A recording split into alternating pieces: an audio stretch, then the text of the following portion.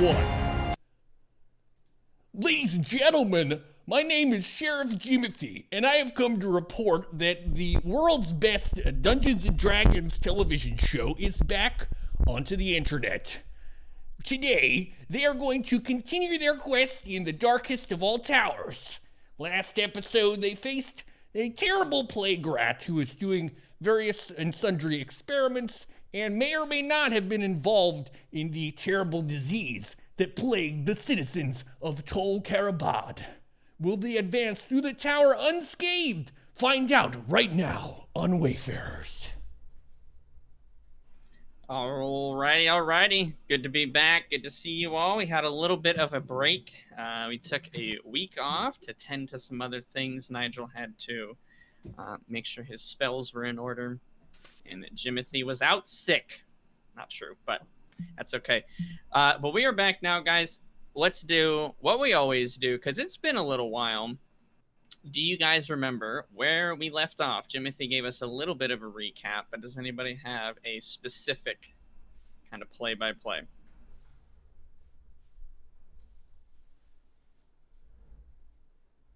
Or if everyone forgot, I can go ahead and remind us all. That could possibly be good. You do so well at it that we wouldn't do it justice.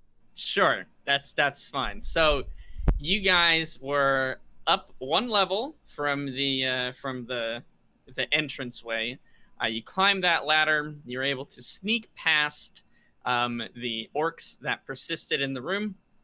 Nigel used some tricky illusions to divert their attention. You guys made a mad dash for the stairs, but found out that they were enchanted with some sort of kind of like spatial something or another that basically makes it so you can go up and up and up forever, but you'll never get anywhere. So you guys decided instead go back down into the room, see if there's something you need to do or find, perhaps. And doing so, you open the door on the north side of the room. Actually, we can even bring up the D&D image 1 or 2. Actually, we'll do D&D image 2, Mr. Neuro, since you're running our production today. You went to the north door and found a horrible sight, a terrible, terrible, torturous chamber with this kind of rat creature, humanoid, who seemed to have a affinity for inflicting pain and alchemy and all sorts of manner of disgust. So you guys quickly took care of him. You found some notes about the that Call was able to decipher, in so much that he thinks that this was related to the plague that you guys encountered in the Dwarven City. And I think you looted around a bit. I think you found a few possible elixirs or potions. We're not entirely sure what they do. I don't think did we get you guys any healing potions from this room? I can't recall. I believe I got one regular healing potion, maybe 2. Let me check. Okay. I think one, what we can do when we proceed is we'll kind of pick up back here. So you guys you've killed the rat, which, if you remember, I think Nigel, you took one of the potions off of his bandolier, and it had like some weird, like yellow, cloudy kind of liquid. When he drank that, he turned into like a giant mutant rat, but you guys were able to kind of kill him before he did anything cool. Thank you very much for doing that, by the way. I believe that was Nigel scoring a critical hit. Yes. So you can blame him. I definitely do. So you have that, and you guys you're just in this room. Do you guys have any questions before we get started? It's good to see you all again. It's one of my favorite things to do during the month, so I'm happy to see everybody. I am thrilled to dispense justice for the good peoples of the world. There's a lot of foul things going on here, and it's up to us to clean up the mess. Yes. Yeah, there's nothing simpler in life than just slaying orcs. It's emotionally rewarding. I don't know. I think sitting at the tavern and drinking ale is probably a little bit simpler. Fair enough. It's so hard for me to choose between stabbing things and drinking, honestly. Speaking of which, should we do a check-in just to evaluate what we have available? I have 1 rage left. Do you have spell slots, Nigel? Yes. Sorry. I had a double Mendax, but I've fixed my audio. I had an enchantment on my ears. What can I say? There we go. I believe I have. Let me check those spell slots actually, because I was just checking out. I have my pus yellow and brown syringes, which I really don't want to inject into myself or any of us, because I'm pretty sure we'll die. But if we get in a hard spot, we're going to inject some strange substances. Nice. I had used 1 second level catapult spell. So I've got 1 second level spell slot and 1 first level spell slot left. So essentially, yes, I'm running pretty low on juice. I can use my stone of power, my pearl of power, actually. So I'm going to use that now as we start immediately. And I believe I can only use that on a first level spell slot. So I will double check that, but I believe so. What does that do? If the expended slot was 4th level or higher, the new slot is 3rd level. Regain 1 expended. Oh, maybe I can just use it. You can do up to level 4.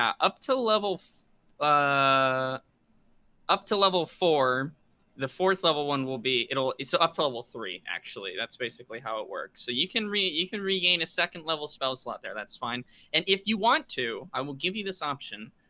It's not really in the text, but if you want to, I will allow you to instead regain a spell slot on Goop, your golem, if you want, because you have expended. You figured two spell slots on Goop. So if you would like to recharge one of those, you have again your better control over your little golem companion. You know that he has a healing, some minor healing spell. And he has some secondary thing. You have no idea what it does. You've never told him to use it yet. So that's up to you. You do whatever you want. Yes, I mean, honestly, so Carl, how are you doing for vitality? How vital and virile are you feeling right now? About half, from 28 hit points of 48. I mean, I could go for a jog, probably fight someone. But I'm not 100%. Because you were almost knocked unconscious by that rat, right? Because you've drunk a greater health potion to get you back to where you are. So you were in big trouble. Okay, yeah. I think I'm gonna renew one of Goop's slots then here, just as I think a heal is going to be the most useful thing we can do potentially. Though, if we get in trouble, maybe we'll dig deep and experiment and try and activate Goop's other ability. See if we can get him to do it. Okay, I'll put 1 has been restored here. So, yep, you have that 1 charge ready to go. Yeah, you know what? That's actually a good idea. Let's do a check-in. Call what's your status at? So you're not, on the ground unconscious, but you're not super healthy either. I think how many rages do you have left? 1. What's left there? You have 1 left? 1 of 3, yes. Gotcha. And any equipment or consumables that you have that I know you said you have 1 healing potion left. I have anything else that you have? I have 1 regular healing potion, 1 greater healing potion. I have rope of mirror. I also have a water skin to stay hydrated, 28 out of 48 hit points, and I have a crowbar if it comes to that. Okay, absolutely. Mendax, how are you doing? What's the status of the rogue? She's mute. Oh no, the rat cast a spell on her. This is a disaster. Who's gonna carry along the social interactions there we go. Now? Okay. No, we're fine. I'm actually doing quite well. I'm at 18 out of 23 because I do not have an evil jello intolerance. I managed to avoid a lot of the rat's most, virile hits. I still don't have a sword, but I do have a spear, a very shitty spear, a dagger, and my arrows. Although I don't have many left in terms of arrows. I have 10 arrows left, and a dream. Okay, and you still have your talisman, right? I Your, do. like, I've not evasion? used that. Yeah, I've not used that, and I've not used my powder of invisibility. Okay, two very useful items for sure. Mm. Okay, well, And sorry, were you wielding a spear at the moment, right, Mandax? Yes, I do have a spear. I picked it up off the table from the last room, not the rat room, but the room prior. there are in this room, if you want to, there are kind of various tools more so than weapons. A couple of kind of sharp knives that may be used as daggers, but no real weaponry. More cutting implements. If you want to grab those, you can.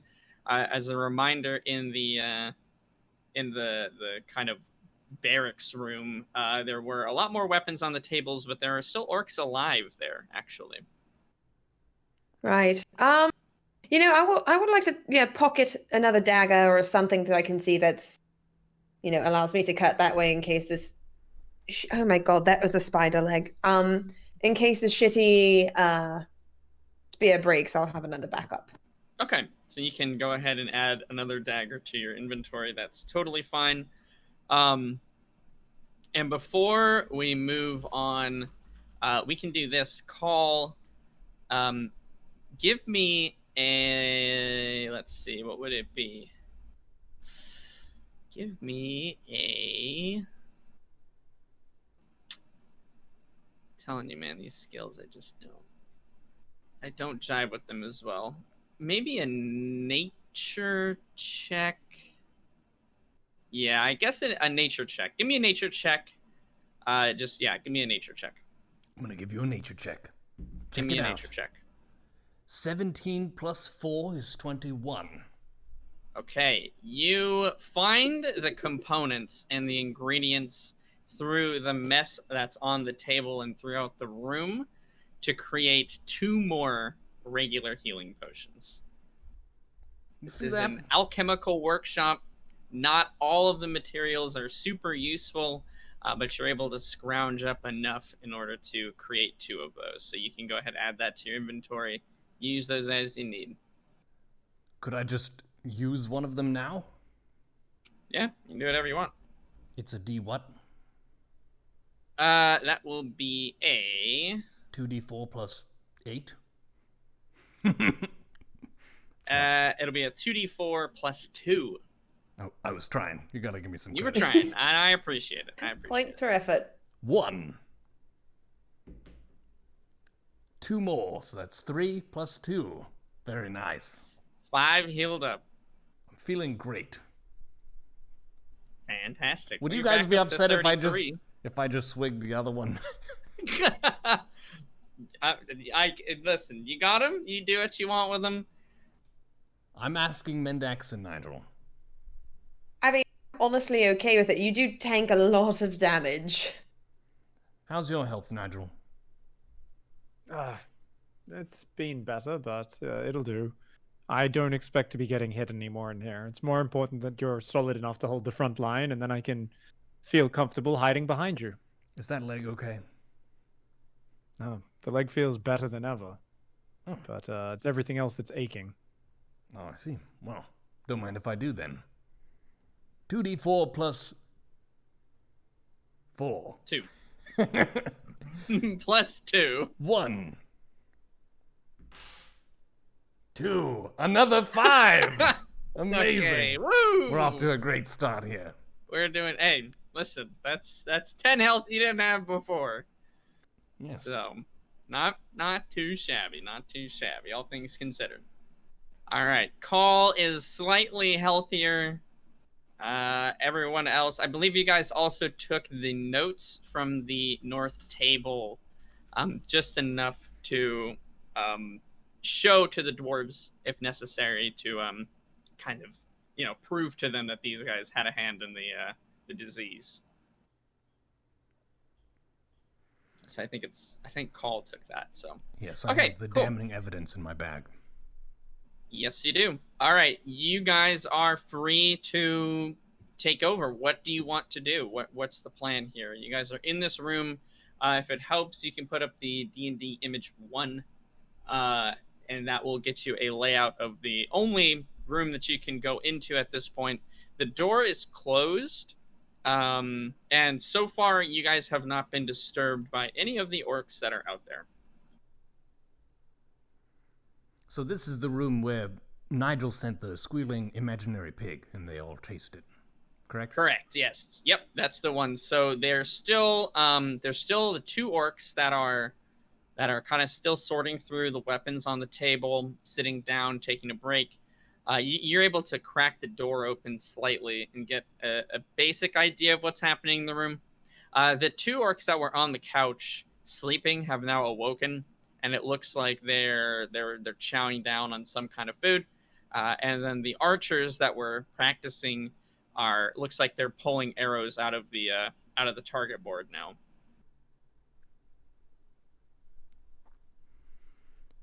Well, it seems like it's no way but through. Do we want to try sneaking again, or fight them?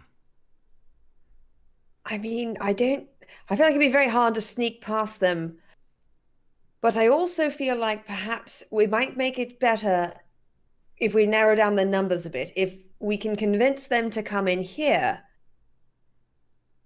and then attack them as they come through the door. Oh, we could lure them using the same trick. They couldn't find the pig, right?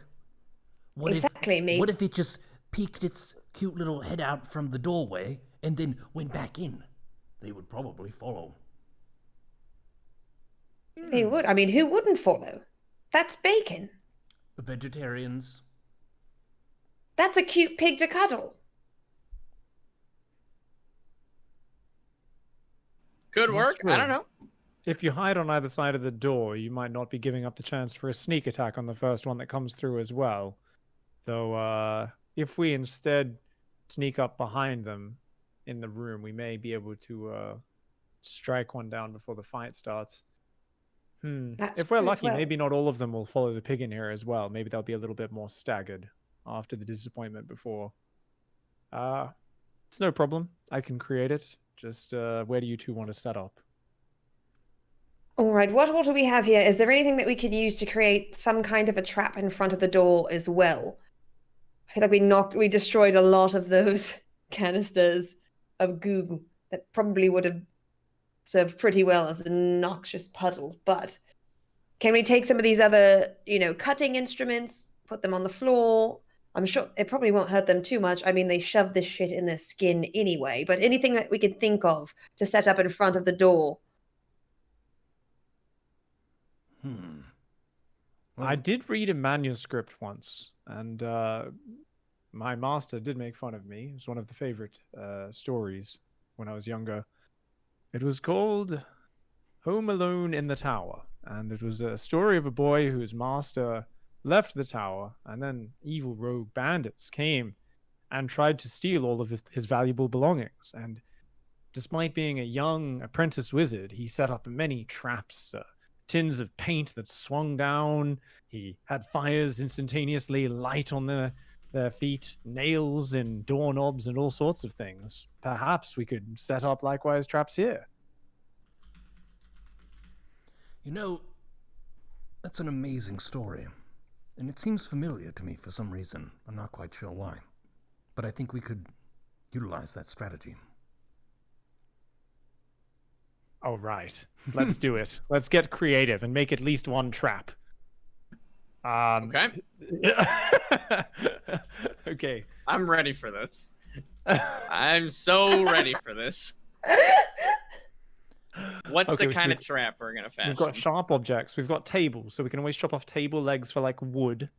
Plenty of shards of glass and little sharp things. Obviously, it's just how wide is the doorway? It's it's about 3 to 4 feet. 4 feet, we'll say. It's pretty wide. Wide enough for the orcs to move through comfortably, but only one at a time. Could we make something where it's like a large shield, like a body, like if we take one of the tables and we stick a lot of sharp implements into it sticking out somehow, or the glass, and then Carl has it, and not the first one, but the second one that comes through. The first one you let through, Nigel and I will handle him, and we'll have something else there to help distract him. But the second one that comes through, Carl just full force body slam into him, and then that he ends up into the wall as well, just completely impaled, like an Iron Maiden. Like a But- shield slam. Mobile. A shield stabber, yes. Well, I like the sound of this. This sounds like a good plan. Let's give it a go. All right, if you want to put image 2 back up, we can make this makeshift trap. Hey, I'm ready for it. I'm good. Okay, so let me just make sure I'm getting this right. You would like to embed on one of these wooden torture tables a bunch of sharp objects, including but not limited to broken glass, some knives and pliers, and is there anything else I'm missing? Unsanitary medical implements. Oh, Okay. absolutely. Unsanitary medical implements. Okay. Should How we... long would you like to take to create this? 4 minutes. I feel like 4 minutes. We're gonna bust this trap out, fucking ready to go. Okay. That might limit how many spiky objects you can adhere. Okay, to this 45 table. minutes. I'm going to Okay. say 20. How about we split the difference? A half hour. There we go, half hour. Okay. Okay, we're gonna spend 30 minutes. 30 minutes on making a spike table. Okay. Is there anything else Going in to here? do something else because I'm not much help with embedding things as well Yes, at the so same we can do time. 2 things at once. Yeah. Because we definitely Um, need something for the first person as well. I will say if you want to create this table within 30 minutes, it would probably take one person an hour. I'll say it'll take 2 people 30 minutes, and I will say it'll take 3 people about 15.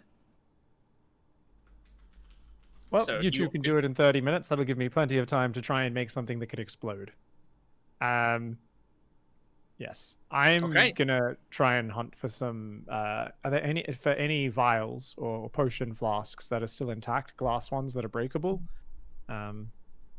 Yeah, certainly. There are, so we'll just say Call and Mendax. Which table would you like to... What are you going to do with the body that is on the table? Are they staying on there, or... Are they a No, part that of would this be trap? gross. We could. I mean, that would be I don't know, disrespectful to the body. Let's just dump it off in a corner someplace. We will Sure. respectfully place the body neatly in the corner. Okay. Oh. It is kind of like giving the body more revenge if we do somehow leave it on there. Fair enough. I'm not saying we should. Honestly, that's any- extra weight. It's too much weight. We'll gingerly and respectfully chuck the body into a corner. Yes. Okay. All right. So you respectfully and gingerly place one of the bodies in a corner of the room. And you clear out an area for you guys to work. We'll say you guys just take the one in the middle. Why not? And you set out trying to gather up as many sharp implements as possible. Broken glass. How you're going to embed this into the table, I'm not entirely sure yet. Maybe Cole can use his freakish strength to just stab them in and they'll stay there. You guys don't really have any glue or adhesive or like rope or anything. Well, Oh, you do have rope. You have rope. You could do that. It's a table made of wood, is it not? It is. So you want to try to stab it through the other side? Yes, if there's metal implements of any kind, I could just grab them and stab them right through. Okay. And you can always splinter it a little bit and create a bit of a semi-split with your scythe, your main weapon, and then just stab some nails and things out of it. Indeed. Yeah. Okay. It's all coming together. I dig this more and more. Looks like we lost Mendax here for a second, which means all our cameras are gonna go crazy. Back. Mendax is back. but I think we've switched seats. But for now, that'll be acceptable. It has been fixed already. Oh my god. You're just a master Fast. of So master of fast. production. Nice. Okay. So Mendax and Call, you guys Mendax, you're going around, you're gathering up pliers and nails and any sharp metal object you can find in this room, which there are surprisingly a decent amount of. Call is just slamming them into the back of the table so that they pierce through the other side and will work as some horrible sandwich of death to some unfortunate orc that may wander through this area. Okay, Nigel, while they are doing that, you are looking. So, what are you looking for specifically? Just any vial filled with any liquid? Is that our goal? I'm trying to gather 3 vials, either empty or with liquid, and I'm also at the same time searching for and sniffing for alcohol, or I'm basically trying to find flammable liquids, so that as well as rags or cloths, that I can then soak in said flammable liquid, set fire to said rag, and then throw exploding bottle of flame as an improvised incendiary device. Okay. Give me just a straight up D20 roll. That's a 12. That's a 12. Okay. You take the time, you search around the room. There are a lot of vials. Some of them are broken. Some of them are empty, so you're able to get 3 empty vials, no problem, if that's what you're looking for. There are only about 4 or 5, though, that Call did not take. He didn't touch because it's very dangerous to try and consume potions that you don't know what they're going to do. You could just as likely be drinking poison as you could be, drinking some healing stuff. But you find 4. We'll say you find 4 vials with some sort of mystery tonic. One of them smells vaguely of alcohol, but it's not like, oh yeah, this is it, perfect. You think there might be some kind of alcohol in there, but you're not sure what percentage or what the heck it's going to do. Thankfully, I am a well-educated man who follows the scientific method, and so I shall test it. I am going to, from all of the bottles, even the one that doesn't smell, one at a time in a bare corner away from those two, just put a single drop or 2 down on the rock, on the tiles on the ground, and then set it aflame with a very, very small and temperate firebolt from several feet away, at least 10 feet to be very careful. Okay. Yeah, so you take your time, just trying to be as careful as possible because you're unsure what this is going to do. The first one doesn't seem or appear to do anything spectacular. You're creating quite a small firebolt. I would even say you would probably I don't know how kind of minuscule you can make the firebolt, but you could, if anything, you could light something on fire and kind of toss it over if you need to. But yeah, you'll say you can use the firebolt for that. The first one, no effect. Second one, no effect. The third one, no effect. This is the one that had the alcohol on it. But the fourth one had it did a little bit of sparking there at the end. There's only a couple drops, so you're not entirely sure, and there's not a ton in this vial. It's relatively small. It will fit in the palm of your hand quite easily. But that one, maybe there's something to that one. And I'll test the 5th one as well. That one, no effect as well. Sorry, I thought I went through. No worries. Okay, so I am going to. Yes, I'm going to. You know what? I will. If it's a very small vial, I don't want to waste too much. We're just going to hope it creates some sparkly pain. So I'm gonna make get a rag and make sure it's a nice dry flammable one and soak that just a little bit in. Well, actually, I'm not sure how flammable or sparkly or crazy this liquid will be, so I'm not going to soak the rag. I'm just going to let it kind of naturally smash and hopefully catch a flame when the glass shatters. So as long as I can get the rag well lit So just kind of have that, stop it in the end of the bottle, and it should be ready to light on fire. Sure. So we're gonna go for the old Molotov cocktail of random who knows mystery fluid. Got it. I'm a fan of all of the things that are happening at this moment in time. So perfect. Okay. We'll say the 15 minutes go by. You made less noise than before. Still undisturbed by the orcs. Again, it seems like they're used to quite a lot of noise coming from this room. Or it's well soundproofed, who knows. So you have, at the end of your endeavor here, Call, and Mendax, quite a terrifying sight is, just as you described, a wooden table that just has a boatload of random sharp implements just stabbed through it. Who knows how well they're going to hold in there? I mean, again, you guys kind of were trying to do it fairly quickly, but they seem like it'll work maybe at least once. If who knows, you're going to just have to try it out. And Nigel, you are finished with your testing. You have your makeshift incendiary device up and running, ready to go. And did we wrap some rope around the door long ways so that it's easier for Carl to hold? He could, put his forearm through it as if it was a shield, or hold two pieces of rope to help him push a little bit easier. That way his hands aren't, actually in danger. His full body is behind the shield.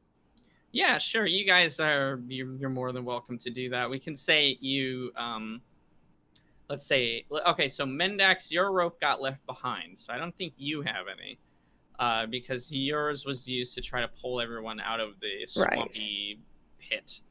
And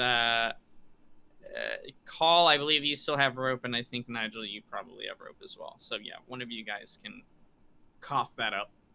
I'll just make a makeshift strap for this slamming shield. So the slamming shield.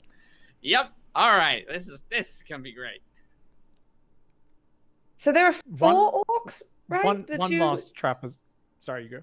No, you go ahead. I want more traps. I also want to tie a tripwire at knee height across the doorway. Just literally, it's just a rope. It's not even a tripwire. It's just going to force the orcs to kind of hop over it. And if we're lucky, when they're scrambling after the pig, one of them falls over it and they won't be able to rush through the doorway quite as quickly. Okay. You kind of want to, you could nail it to the doorway. That's probably your best bet to get a tripwire to work. Because the wall is made of stone. It'd be a little bit more difficult to get that to cement in there. But yeah, we'll say you can nail a rope at about shin high level, so that they're forced to deal with it in one way or another. Are there any buckets in this room? Whatever happened to good old combat, man? What happened to the world? First of all, planning is the most important part of combat. Are there buckets in the room? What? There are no buckets in the room. She needs a helmet, my man. There's no buckets, so what can I say? Wow. Somehow, is there a bowl? There's got to be like a bowl. There is a metal cauldron that is slick with some slime and grossness. How just this metal cauldron? How is it like a It's 5-pound cauldron? Is it like a 10-pound cauldron? It's about 25 pounds. It's a big metal cauldron. We lost Pig. Whereby is just... He's back. Here he is. It's just kicking people out left and right. I know. It doesn't want us here. I feel like... Okay, what's the diameter of it? It's about 3 feet. The opening is about 3 feet. Okay, that's slightly gets a bit too large. Wider. Yeah. What would you like? What are you trying to do? Are you gonna prop a bucket up on the door? Yes. When they walk in, full of ichor, so that disgusting things fall down. Hopefully, in their eyes, they can't see. They're unable to attack right away because they have shit in their eyes. First orc that's gonna enter this room. Let me tell you, my dude. Mendax is about to go Nickelodeon on their ass. Seems like it. It's going to happen. I'll tell you what. I'll meet you halfway. There are. No, there's not actually. There were those glass cauldrons that were filled Right. with. Like, We blood. destroyed You those. guys smashed them all, so that won't work. Righteously smashed them. Indeed. Yes. So that could have worked, but you got the metal cauldron left. If you want to work at propping this up on the door, by God, you can do it. But no, I think 3 feet too long. I mean, 3 feet is a bit too long for me to prop it up, because I was hoping to crack the door open and just rest it on top. But if it's a 25-pound heavy metal cauldron, we could just hang it and then cut the rope, and then it bonks them on the head. That's true. Or we just have a long rope and we just let it go. Yes. Somebody on the other side of the door. So you could hold the rope of the cauldron. You can hold up 25 pounds weight. Easily. Bonk one of them, and then one of them will trip, and then I can smash one, and then Nigel will set the whole thing on fire. I love it. I love Apprentice it. McAllister would be proud. all right. Okay. Is there a way for us to use the rope and attach it to the ceiling so that we can hang the 25-pound cauldron above the door? Unfortunately, there's no just hook that is in the wall, is in the ceiling. It's a No exposed rafters? no exposed. Wait, I would think rafters. they'd have a bit of. That's no, they don't. No random thing up there. I'm not sure Mage Hand can carry that much weight, guys. I'm sorry. Nigel the multitasker. Yeah, I'll have a Molotov in one hand, and I'll be It Mage will- Handing the cauldron above the Mage doorway. Hand- Bunny wizard. We It's got a could- 10-pound limit, Yeah, unfortunately. 10 so- pounds. Why don't we just do it the easy way and stack up the other tables? Mendax can stand on top of them and just drop it on them.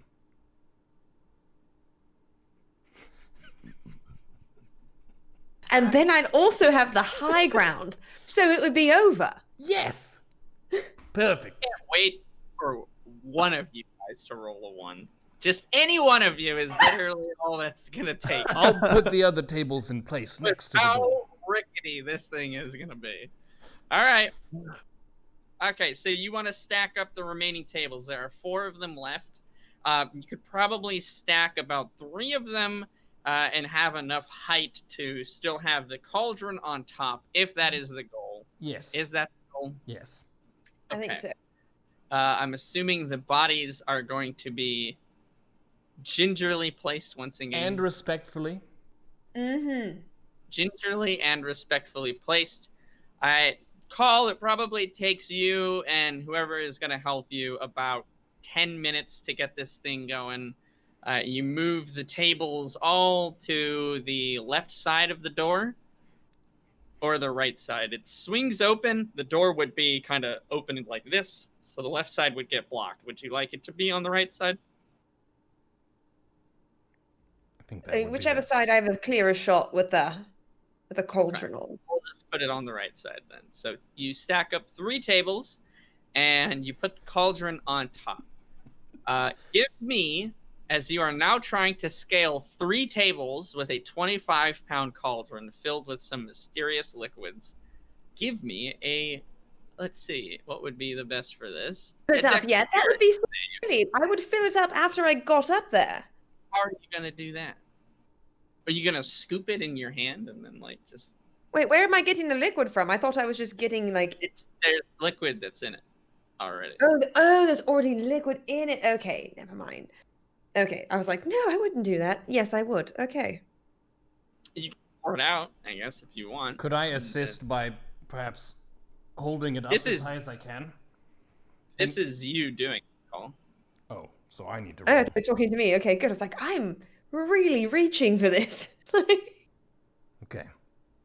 I'm rolling Dexterity athletics save. or dexterity. You're, well, yeah, actually, you know what? We'll do in athletics. That's fine. You're plenty strong to accomplish this feat, but we'll see if you're agile enough. 19. That'll do it. Absolutely. You are able to balance on the tables and place the cauldron at the top. And it is secured, ready to be pushed over on some just absolutely hapless orc that's about to enter the... Anything else we need to do? Okay, so we have the tripwire, we have the cauldron, we have the stuff on the floor that Nigel's gonna set fire to, and we have the smashing table of doom. That's right. You do. Just because I feel like, Nigel, I'm going to let you know, throwing something and then doing another action will take you 2 turns. Yes, Just but okay. I'll have to have it pre-lit, I would imagine. You're going to light flame. it first and then I see. Perfect. I thought you were going to try to throw it and then hit it in the air, which would have been very cool. Jeez. But maybe a little too far for me. No, I am going to light it. Part of why I didn't want the cloth soaked is that I'm not sure how flammable it is, so I just want it to be on flame so that when it shatters, it impacts. Would I be able to light it right before it like in the same turn I can light it and then throw it, or would I need to light it before doing the illusion? Depending on how you're gonna light it, is there a source of open flame that you're gonna just quickly and then throw, or are you going to, if you have like a fire that's already going somewhere, then sure. If you're gonna use like, I'm gonna firebolt it, that might be, you might have to sacrifice an action or 2 to do that. I have a tinder box and I have torches. Awesome. If we could light a torch then, and then I can just have it standing next to me, just a lit torch. So I'll take that off your hands, light a torch, have that just kind of propped on the table next to me. And all right, we're on positions. Are we ready for me to lure them in with the taste of greasy bacon? In what order are we using these traps? So I'm wizard. This was your idea. I'm the shield smashing person.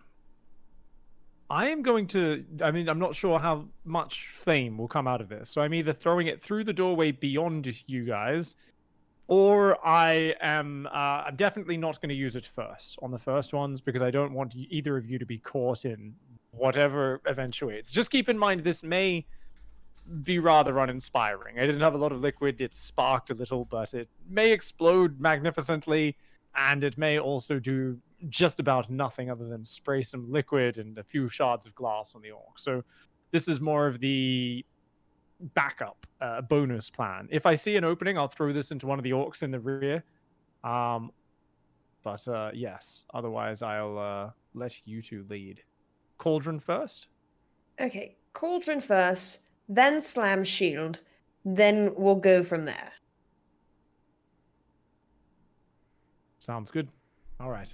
Okay. You two ready? I will get in position I'm so ready. with the smashing table of doom. Okay. The rat, by the way, is about halfway decayed into that sludge pile in the middle of the doorway. Oh no, we lost you, Pop. Hey, Pop! No, I mean, I'm still here to talk to you.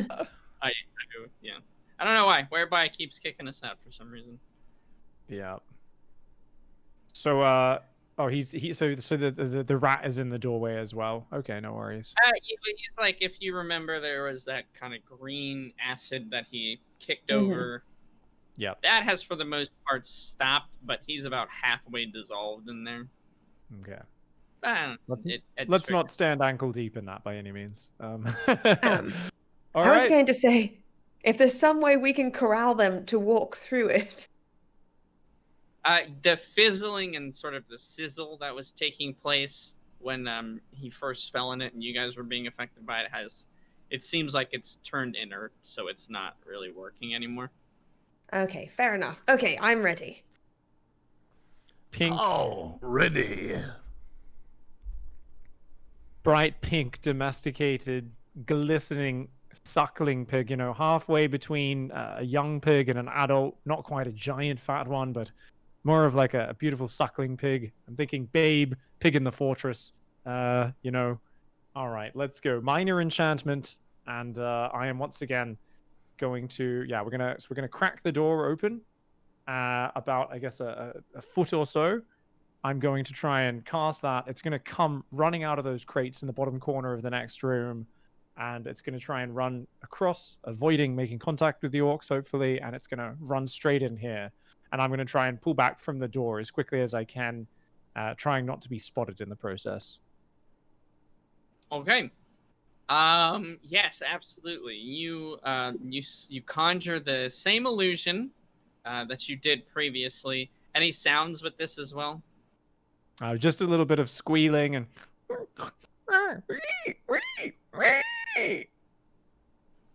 Action. Okay. Yeah, so the pig gets summoned from the crates in the bottom right corner of that room, jumps through again, which grabs the attention of pretty much all the orcs that are there, and it makes a dash towards the room that you guys are in, and jumps through. A couple of the orcs do try to grab it as it runs kind of near their feet, but overall they miss. We'll say, Nigel, there is a chance they can detect that this is fake, right? What is the role that they have to do?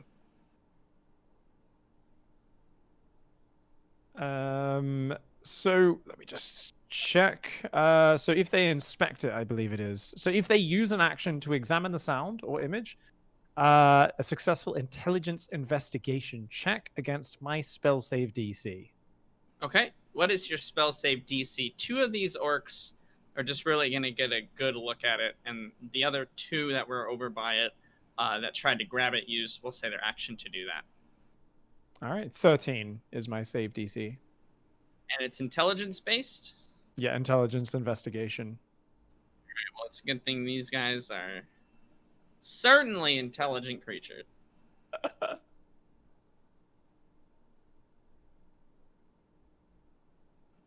All right, they do not succeed. So you are free and clear. Your illusion has once again stumped the inquisitive minds of the orcs. So your illusion is successful. There are a gathering of orcs now. So the 6 of them in the room kind of spring up and start to run after it once more. The first orc that gets to you guys is the one that was sorting through the weapons table.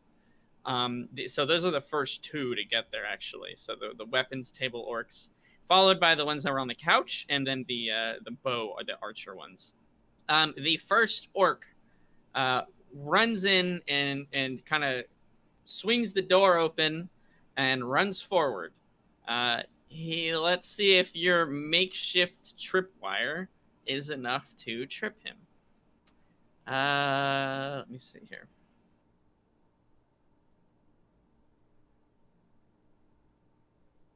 Okay, so the first orc runs in to the room and very, very easily snaps the rope that was set in front of him, as these guys are quite large, and he doesn't actually even notice that there was anything there. This is one of the sort of larger ones. If you remember, they have, like, again, those metal pleats that are nailed into them. This one has half of his face is kind of forged metal, and he has a really kind of mean demeanor, if that metal didn't already kind of give that appearance. He's in the room, and he's looking for the pig. You have one surprise round to do what unholy thing you're going to do to these guys. Mendax, your Okay. fist. I'm going to dump that cauldron right over his head and then drop the empty cauldron on top of it as well. Let me see here. Okay, you successfully dump the myriad of sludge on this orc, who does indeed look like he's just been slimed from Nickelodeon. So he has a fluorescent green hue to him now. Covered in this mystery sludge. He's a little surprised and dumbfounded at what's going on, but you hear no screams of pain. You push the cauldron over to try and hit him with it. You are successful in doing so. And let's see. Give me a D20 roll. K-O, K-O, K-O. 19. Okay, the cauldron is able to land on the flesh part of his head and not on the metal part, and it kind of bashes and dents in the side of his head. He falls to the ground, blood seeping out of his eyes, nose, and mouth. Nice one, Mendax. Absolute monsters. Perfect. Okay, the first orc is laying on the ground, dead, unconscious, or dying. You're not quite sure. The second orc runs into the room. Yeah, I don't know. Whoever was next on your terrible myriad of pain. Oh, that would be me. So Okay. as soon as the person passes through the doorway, I want to run at them with ramming speed and just smash them against the nearest wall. Okay, so the closest wall would be the tables. Do you want to smash them into the tables? You know what? Or you Mendax is an acrobat. I trust her ability to jump and survive. Absolutely. I was Okay. ready for this. We didn't specifically plan this out, so in Carl's mind, smash. That's my headspace. Absolutely. Call, give me a strength check. Mendax, give me a dexterity save.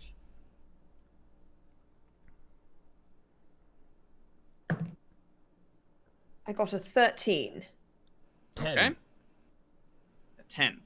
Okay. Let me see here. Oh wait, do you get the plus in the saving throws? Okay, so plus 6. So a 13 plus 6. Oh, okay, so 19. Yes. Got it. Very, very different than what was going to happen before. Thank Okay, goodness I actually looked at my sheet. And that was with your bonuses as well, right, Colin? Yes. Okay, I'm just checking. Call, give me 5d6 damage as the several of the rusted and metal shards that are sticking out of this table impale this hapless, poor, innocent orc. How many d6 did you say? 5. Okay, that sounds pretty good. 1. Starting out. Up to 4 now. Up to 6. Up to 11. 16. 21. You can add your strength modifier as well.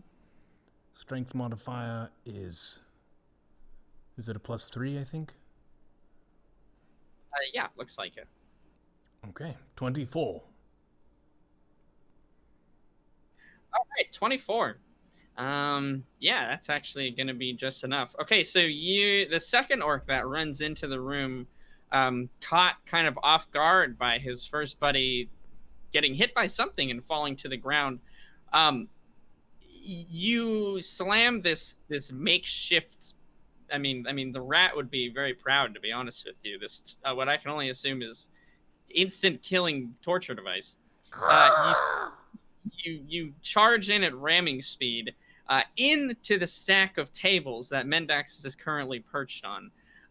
As you do so, you knock over the 3 tables that are there. Shield slam. Yeah, and you push this table and the metal implements into this orc, crushing him as you both fall to the ground, and you kind of put your weight on the table. The orc is certainly dead, as several of the metal implements have pierced its head. But your table is snapped into several pieces, so you've broken it in the meantime. Mendax, you quickly see what is about to happen, and make your way out of the stack of tables and jump to the side, missing, or rather avoiding the shards of glass that are on the ground, so you don't do any damage to yourself. As a bonus action, can I give Mendax a fist bump? I would very much like a fist bump. Do an air 5. That's the best I can do for you. Air 5 accomplished. Well done. You've killed 2 poor innocent. They're just minding their own business of my orcs. God damn it. Okay, the third orc runs in. The first two being brutally murdered. What do you do now? I light my vial. It's a fuse, so to speak, and I'm gonna throw it right into the orc, even before it gets through the door, if possible, since I imagine the door's a bit wider open as the other ones have burst through. Okay. Yeah, absolutely. You light the end of the cloth here. And even though it wasn't soaked, you notice very quickly actually that it is the flame is growing and changing color and sparking rapidly. You actually kind of get scared that this might blow up in your hand, and you just kind of throw it out the door just as fast as possible. Just in time as well. You manage to. Well, actually, you know what? Let's leave it up to fate a little bit. How are the attack skills of Nigel? Nigel, give me a ranged attack roll. It's a d20 plus your dexterity modifier. Well, I didn't get to play catch much with Master Nivix growing up, but I've read a lot about the logistical angles to get maximum strength with the throwing arm. I know how to do it in theory. Can I put it into practice? Sorry, was there any modifier or? You get your dexterity. You don't get proficiency because this is a thrown. This is a improvised thrown weapon. Dexterity plus 2 on 15, so 17. That's gonna be enough to hit these guys, especially when they are so caught off guard.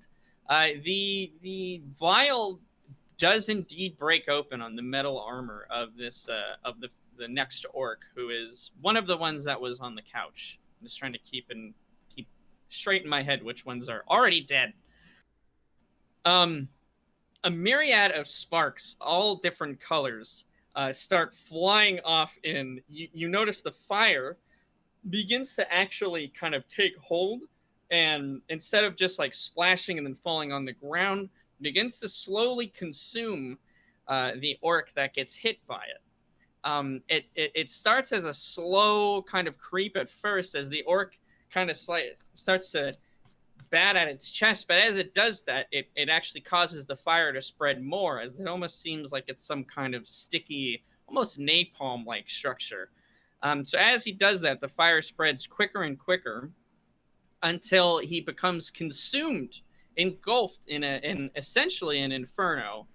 You hear a very short-lived scream from the orc as it is burned alive completely. However, the fire does not go out. You see that the orcs, what you can assume at this point, is dead, as you see the fire once again consume the entirety of the being of this orc here. That's much more flame than such a small vial of liquid you would imagine would have happened. But the orc is still standing, or at least what looks to be a fire-filled creature where the orc once stood.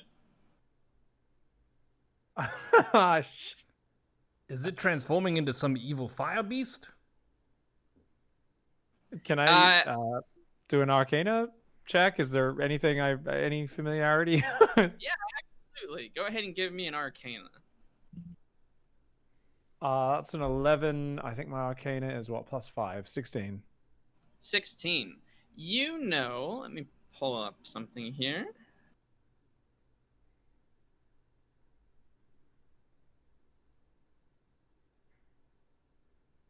One second.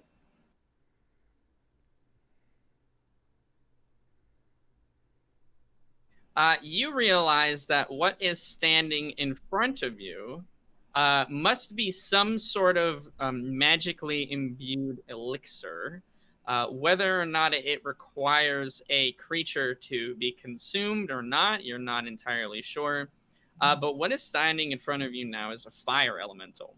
It's a faint humanoid shape, showing the fire elemental's sort of form, which now is in the rough shape and size of an orc.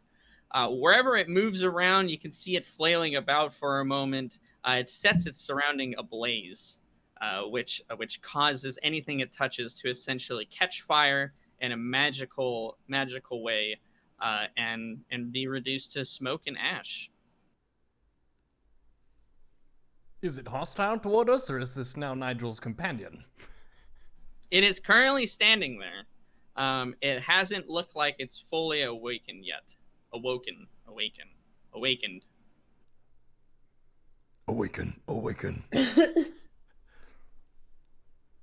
Well, let's not hurt it, and hopefully it won't hurt us. I believe there's only one orc left, right? There are 3. 3 orcs. Oh, it was 6. Yeah. Okay, no worries. Yes, the other 3 outside though have stopped pursuing the pig into this room and are now much more concerned with the fire creature that seems to be now blocking their way. So yeah, we'll say that's your guys' surprise round actions. Go ahead and give me a d20 for initiative.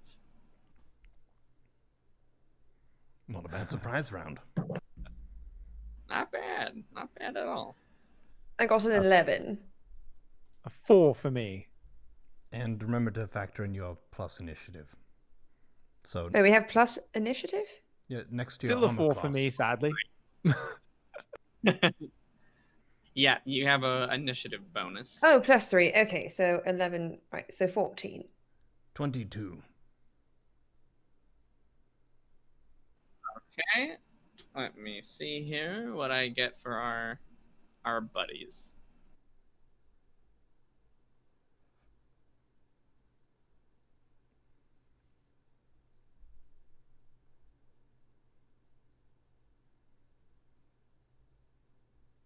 Okay.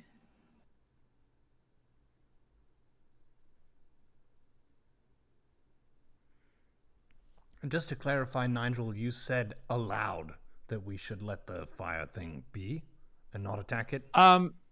Yes. Well, I guess since I was, immediately recognized what it was, I would say, oh my, that's a fire elemental.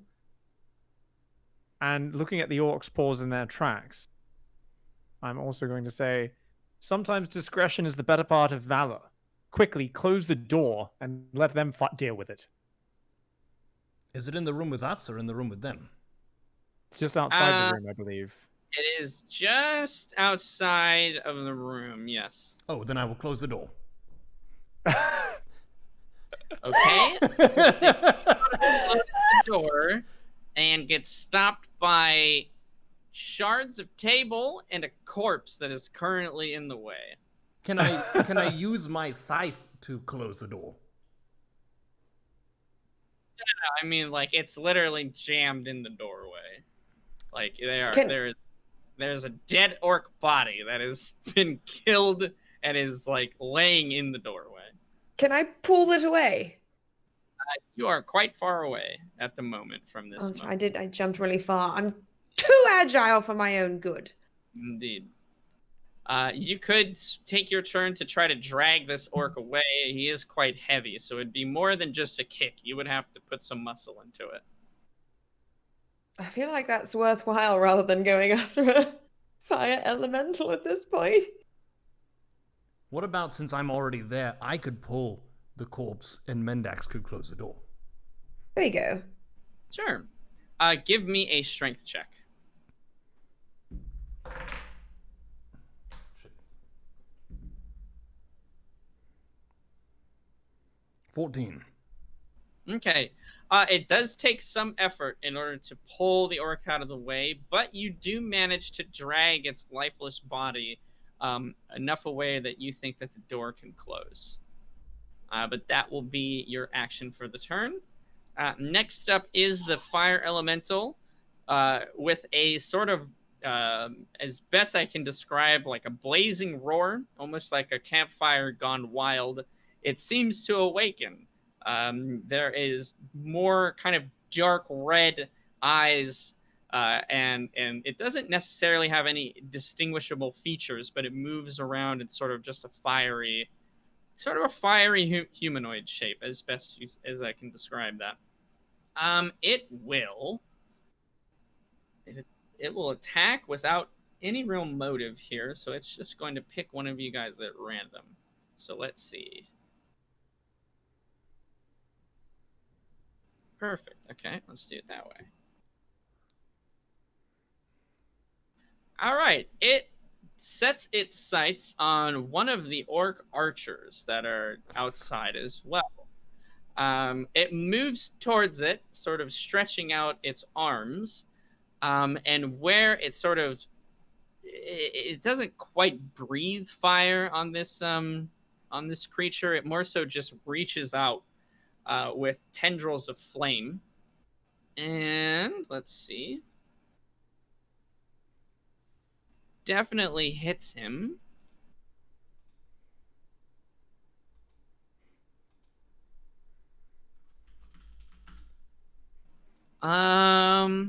Okay, and the orc archer is dead.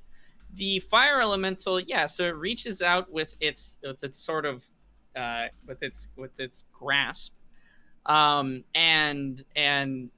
where it touches where it touches the orc archer, it sort of is set ablaze in a similar fashion to how the first orc was kind of consumed by this flame.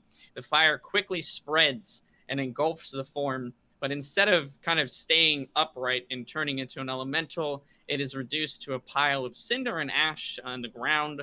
The metal that was bolted in to this orc has sort of melted and is now coalesced into a pool of liquid, rust and metal, essentially iron. So that guy's dead. Mendax, it's your turn. I would like to run forward and shut the door. All right, you shut the wooden door.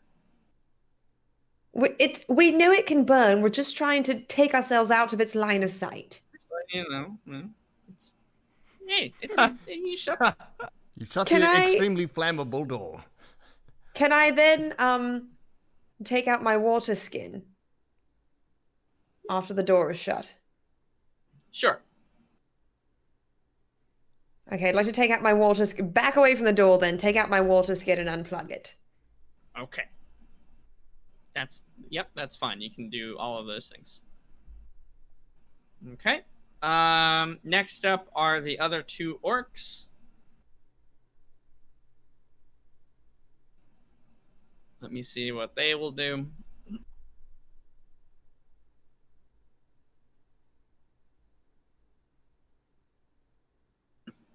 Okay. Nigel, your turn. You hear yelling outside the door in Orcish, which you can assume is cursing. Although all of Orcish seems to sound like cursing.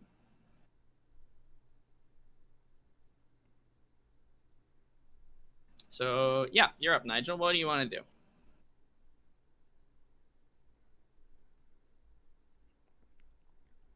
Away from the door. I'm gonna simply step back. I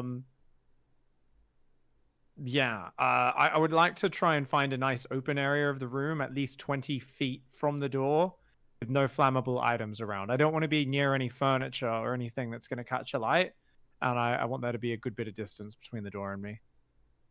Yeah, absolutely. You could move all the way to the edge of the room if you want and be in range with most of your spells, if that's what you'd like to do. Yeah, whatever you want to do. Wherever in this room you'd like to go, you're in range to move to any of those places. Yeah, I'll just move back to the back of the room into an open area with no furniture or broken, stuff around. And I think we're going to have to fight that thing, but I'm not sure. Do I know anything about fire elementals? Are they intelligent or anything like that? You rolled a 16, right? Yeah. Let me see here. You know that it will attack using mainly just flame, surprisingly. It doesn't really have any other attacks except for trying to reach out and consume others in flame. It can move through very narrow spaces up to only even a foot wide, so it can kind of compress its form and squeeze through kind of different areas. And you know that it has resistance to bludgeoning, piercing, and slashing damage if it's from a non-magical attack. So regular swords, hammers, stuff like that are not going to have a great effect on it unless the weapon is magical. Okay, and I'll share that information out loud.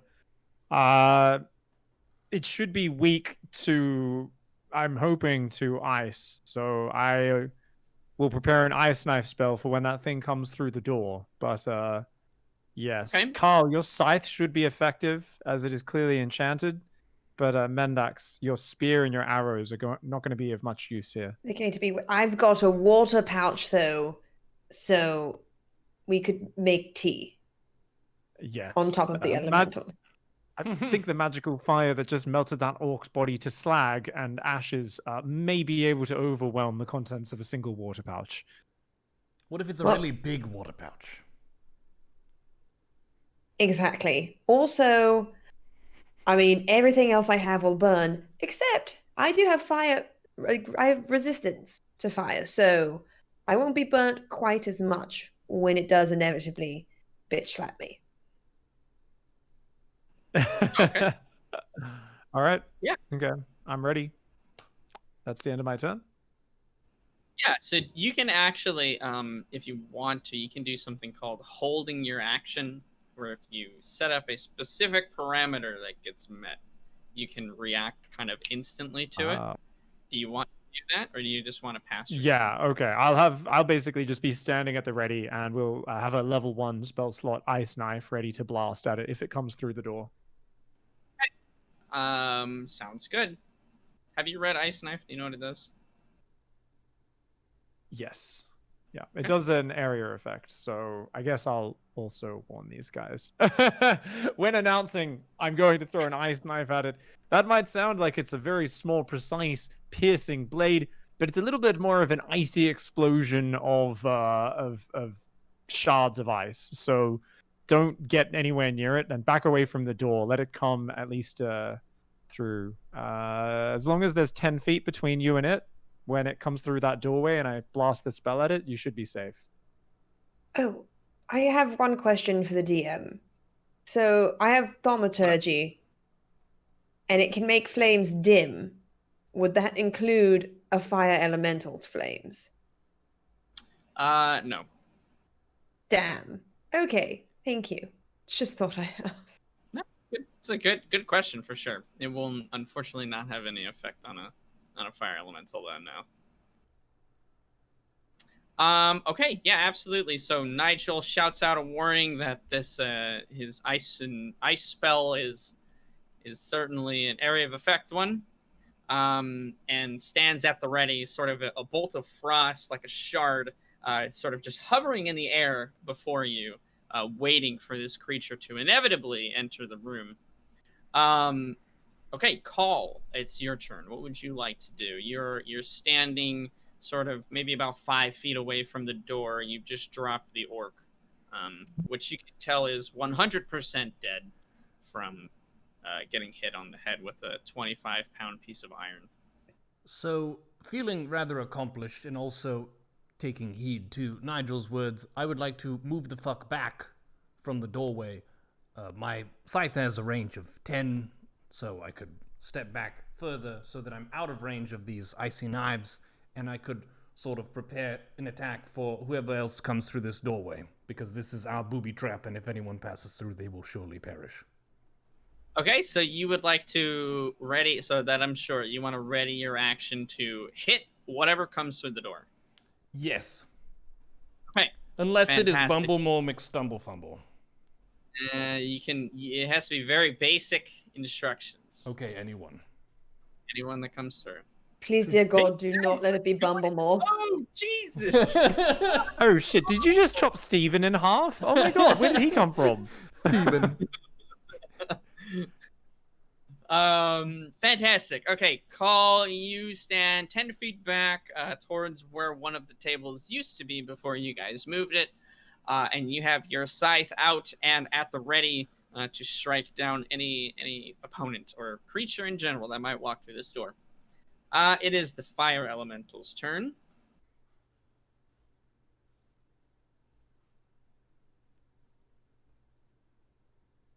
Okay, Mendax, it's your turn. So going to step back from the door, and I'm actually going to kind of just... No, there won't be any water because there's no buckets in the room. Damn. Fuck it. There's a bucketless room, dude. God damn. Imagine being a going to- DM and not putting a bucket in every room. I mean, there were plenty of things you could store liquid in. One of them was used for murder. The other ones were smashed into pieces. I can only put so many vessels. Okay? This is not the room of buckets. This is not, you know. Come on, people. Where is the goddamn bucket storage in this orc fortress? Where did the rat piss? Come on. Honestly. Probably standing in it, to be honest with you. Oh, thank you for that. All right, I'm going to look for non-flamm. I'm going to step back even further, and I'm going to look for non-flammable things that I could throw. There's quite a lot of non-flammable things. Can you be more specific? What are you trying to find? Any heavy pieces of metal, anything like that. I don't have any magical weapons. I don't want to throw anything that's just going to burn up if I have to throw something. Okay. Most of the metal, we'll say, that you guys could have used, you used for the table slam door thingy. There is broken pieces of table that you Nope. could throw. All right. Burn. There's like shards of glass on the ground. I mean, I'm stretching here to try to Yeah, find I know. I feel like those would just melt anyway. I think I'm best just standing there at the ready with my water skin. Hey, sounds good. All Contribute with arrows, Mendax. It's just, you know, it just won't do as much as it would against something that's not made of fire. Very true. I just don't want to lead with the arrow. It's going to get its action before me anyway, so I'm just going to stand here with the water and be ready. I'm going to take a sip, though. I am a little thirsty. Oh, okay. Interesting you do that, actually. You realize you dumped out all your water and replaced it for beer back at the Tolkarabad. Oh, thank God. I really needed to drink anyway. There you go. You have Quite some nice. warm beer you can have. Okay, I'll probably go ahead and put the lid back on and then just stash it and get my fucking bow and arrows out. Okay. No, spear. Spear first. We're going to go spear first. first. Without POS. All right. So you're gonna just kind of sit tight, spear in hand, ready to toss. Got it. Okay. You guys hear kind of a second scream of pain before all is quiet outside of the room. You guys can continue to stay readied with your actions if you would like, or you can choose to do something else. Nigel, if you choose to do something else, you will not consume your spell slot. All right, I'm going to hold. Okay, call on you. What do you guys think about me taking a peek?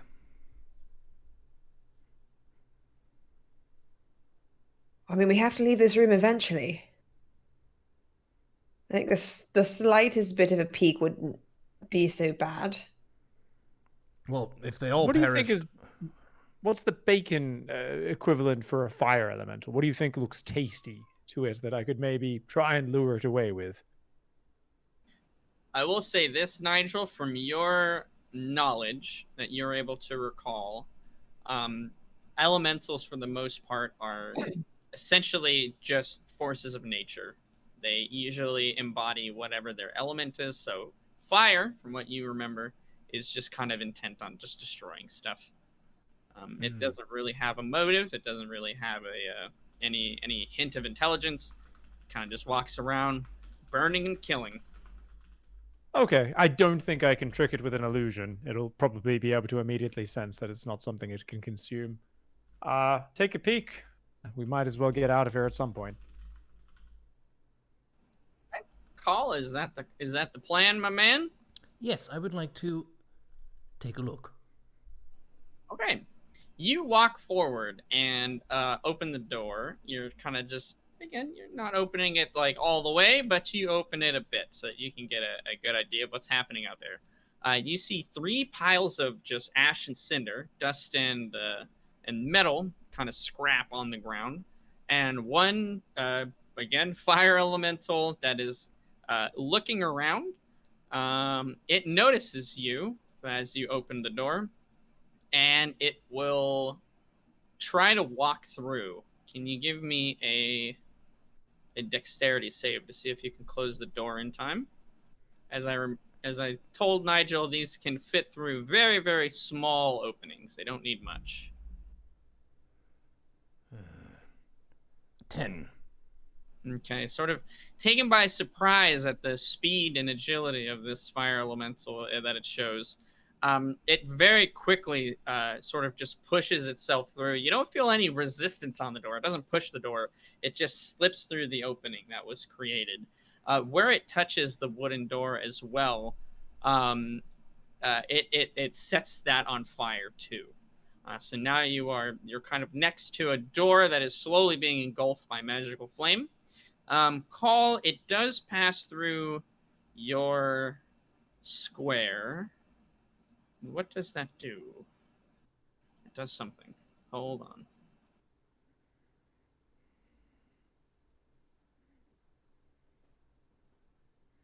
It's getting yeah. hot in here, so hot. Sorry. It passes through your kind of the space that you're in. It doesn't fully engulf the area, but it does deal 5 fire damage to you. Oof. Okay. And sorry, there's a follow-up to this. You slowly catch on fire. Oh, that's great. It will say that your arm, where it brushed next to you, dealt a very quick burning feeling as your feathers and skin begin to catch flame slowly as well. This Okay, is a problem. Mendak, your turn. Okay, I just have regular beer, right, in my skin. I mean, you got like the dwarven. I wasn't sure if I put the dwarven ale or just regular beer. You put the dwarven knock 'em out punch in there. Dick. Okay, I'm definitely not throwing that on Carl then.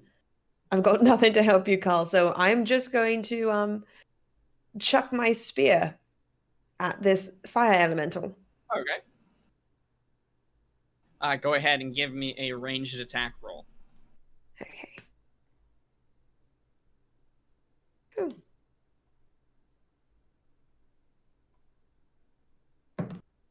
Oh, fuck. 6. 4 plus Okay. 2. Uh, Please don't let me hit Carl. No, you don't hit Call, but you don't hit the fire elemental either. Or rather, as the spear sort of comes close, and it looks like it was going to hit the target, it actually begins to dissolve very quickly in the air. It's almost like hitting a wall of flame, and it burns up before it can hit it.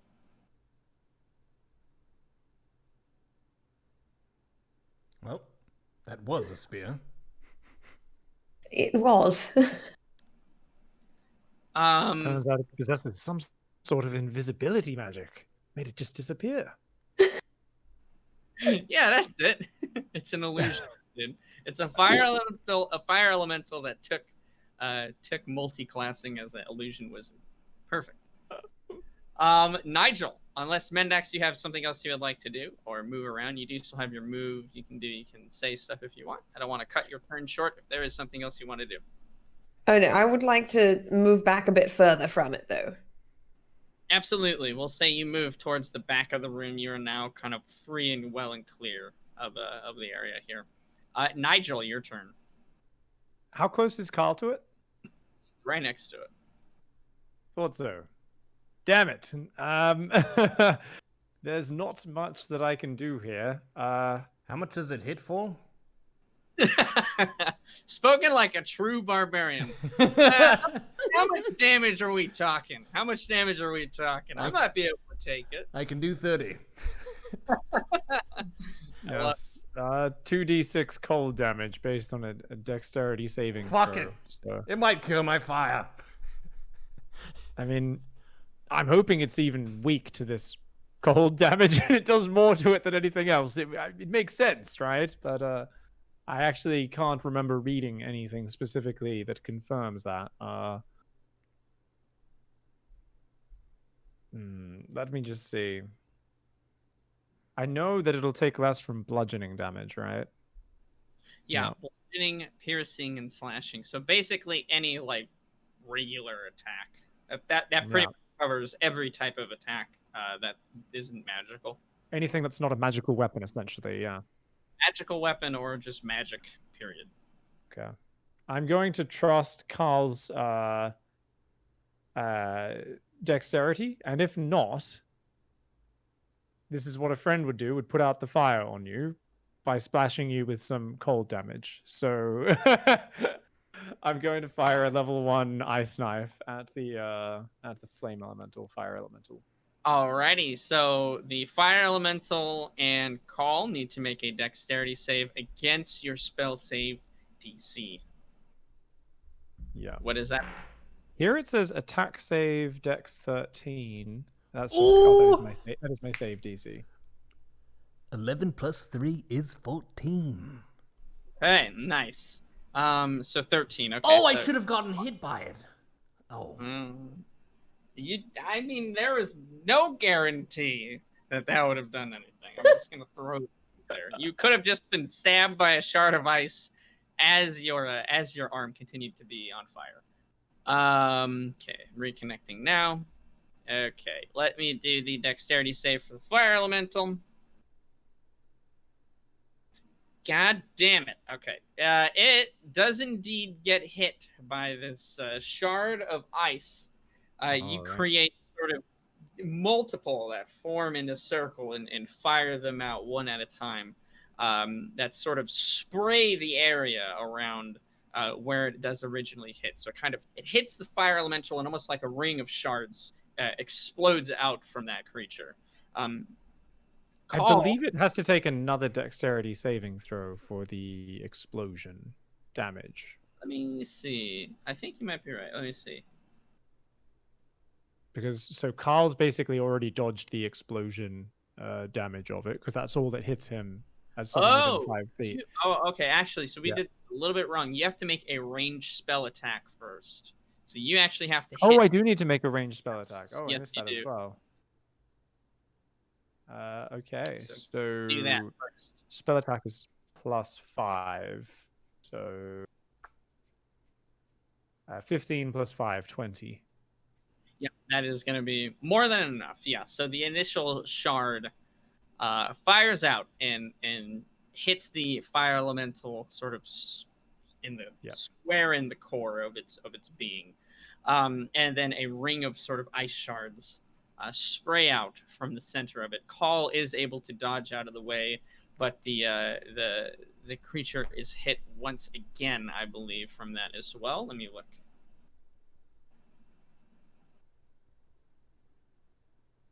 Yep. So it should be taking 2d6 cold damage and 1d10 piercing damage. Let me see. On a hit, if the creature takes 1d10 piercing damage, hit or miss, the shard then explodes the target and each creature within 5 feet. Yep, absolutely. So go ahead, give me a d10 and then 2d6. The d10 is a 10? House of a spell. How does resistance work on the 10 piercing damage? So it's magic, right? So it doesn't. It's not. Oh, okay. So because it's magic, even though it's piercing, it does. Okay. Yeah. And then 2d6 in addition. 2d6s, right? Yep. And a 1 and a 1. You're kidding me. Wow. Nice. 2 cold damage. Hey.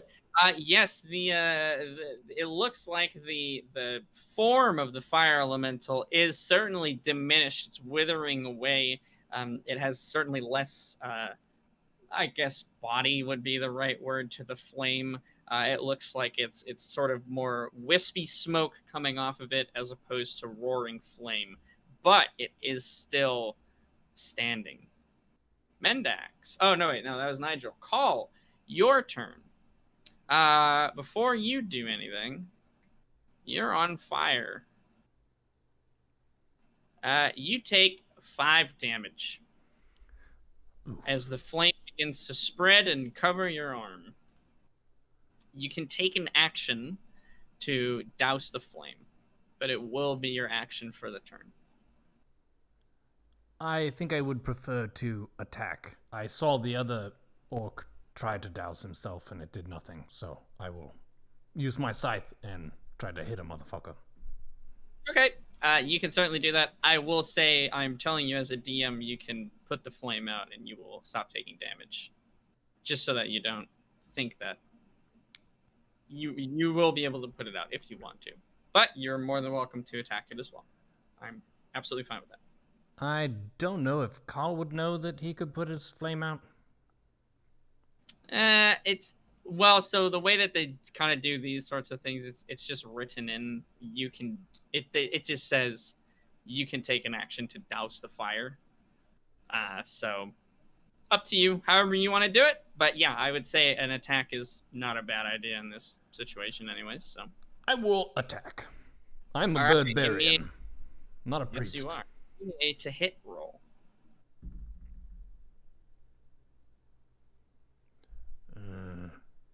What's my plus to hit? Actions. +5. So it's going to be a 14. Absolutely. That is going to be enough to hit the fire elemental. Give me a damage roll. Okay. It is the... Scythe.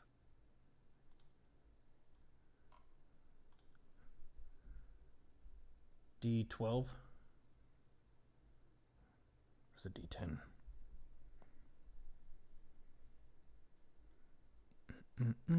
The 12s are the 12-sided ones, if that helps. Oh my god. Thank you so much. You're welcome. D12. Rolled a 6, but it's sharp, so that's a 7, plus my strength, which is 3 more, which is 10. Yeah, 10 damage, absolutely. And this is from a magical item, so that means full damage. Doesn't resist any of it. You with fire ablaze on your right arm, you see a streak of flame through the air, Mendax and Nigel, as Call quickly brings the scythe down on this creature.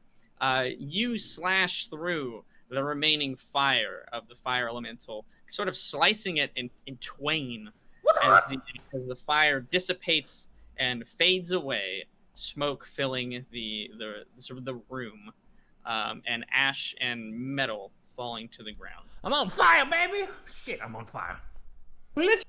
I would like to douse myself now. You do so. You put out the flame. Yeah, it will. Yeah, that's fine. You quickly put the flame out. You have a bald spot on your arm. Mendax and Nigel, you can't help but think it smells a little bit good. For some reason, I can't help but think about that rotisserie back in Tol Karabad. I'm not sure why. I mean, that's just rude, Nigel. This is our friend who smells like a delicious rotisserie right now. Oh, that was him. I honestly didn't know where that delicious smell was coming from. Amazing it got past all the odors in this torture lab that we're still in. I'm going to try to go out on a limb here and take that as a compliment. All right. You guys are able to dispatch the fire elemental with minimal damage being taken to the group. The orcs have all perished. The fire elemental has been dissolved. You guys are out of combat. Well done. Ooh. Well done. All right, I say we give a quick search to the room that we are heading into. I know that I need to look for a sword or something, a rapier, amongst those weapons. See if we can't find anything else, any other potions, just anything we can use. Yeah, you guys can head into the room. Go ahead and Neuro, put up the image 1 so you guys can get a better sense of where you're at, what you're doing. Yes. You find so Mendex, you're looking around for a weapon and some arrows. Nigel and Call, rather. Would you guys like to do anything in particular? I would probably like to look for potions or something.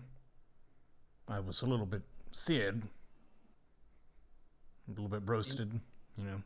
Nigel, how about you? I was gonna check for some corpse coins. So I know all the ones that are burnt. I can't, but I'm gonna just see if there's any cash on the couple that the cauldron slammed one. The couple of ones that didn't get burnt into slag, metal, and ashes. Okay, sounds good. While I'm figuring that out, actually, this would probably be a pretty decent spot for our quick 5-minute break. So if you guys want to get up, stretch, come on back in 5 minutes, we will continue the adventure.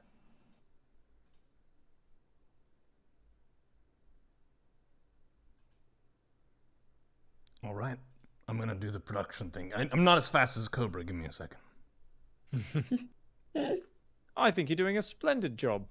I know, you're moving those things around. Every time the cameras go out, you've whipped them right back into the proper position that we're in split seconds.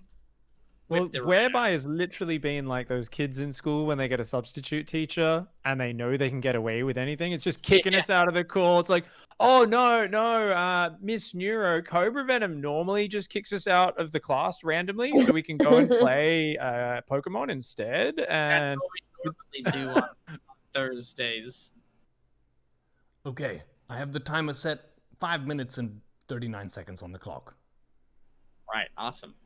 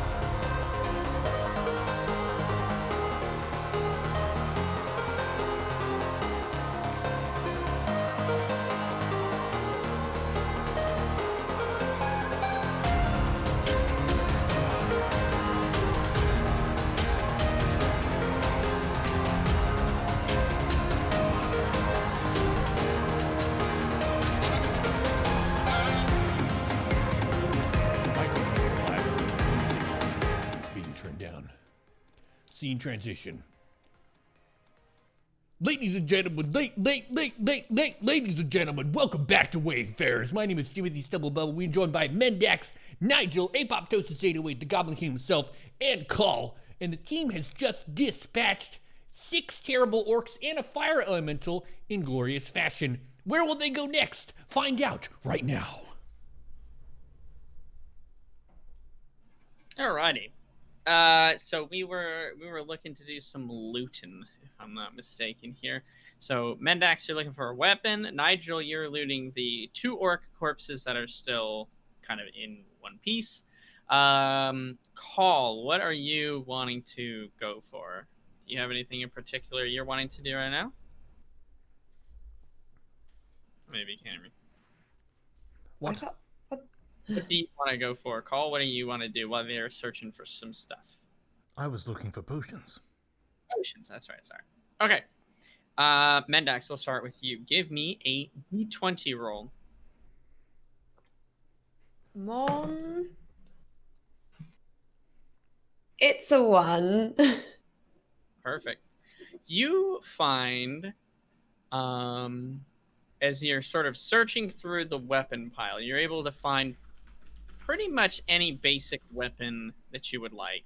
What would you like to get? There are swords, there are some daggers. All of them are in decent condition. None of them are like pristine, like this, but they're good enough. Okay.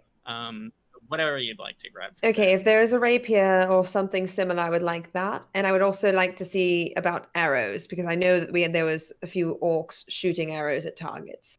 There were. So you are able to, you can get a rapier, absolutely. So go ahead and feel free to add that. We'll call it like a low quality rapier. Mhm. It'll probably break after some amount of time, but it'll get you through for now.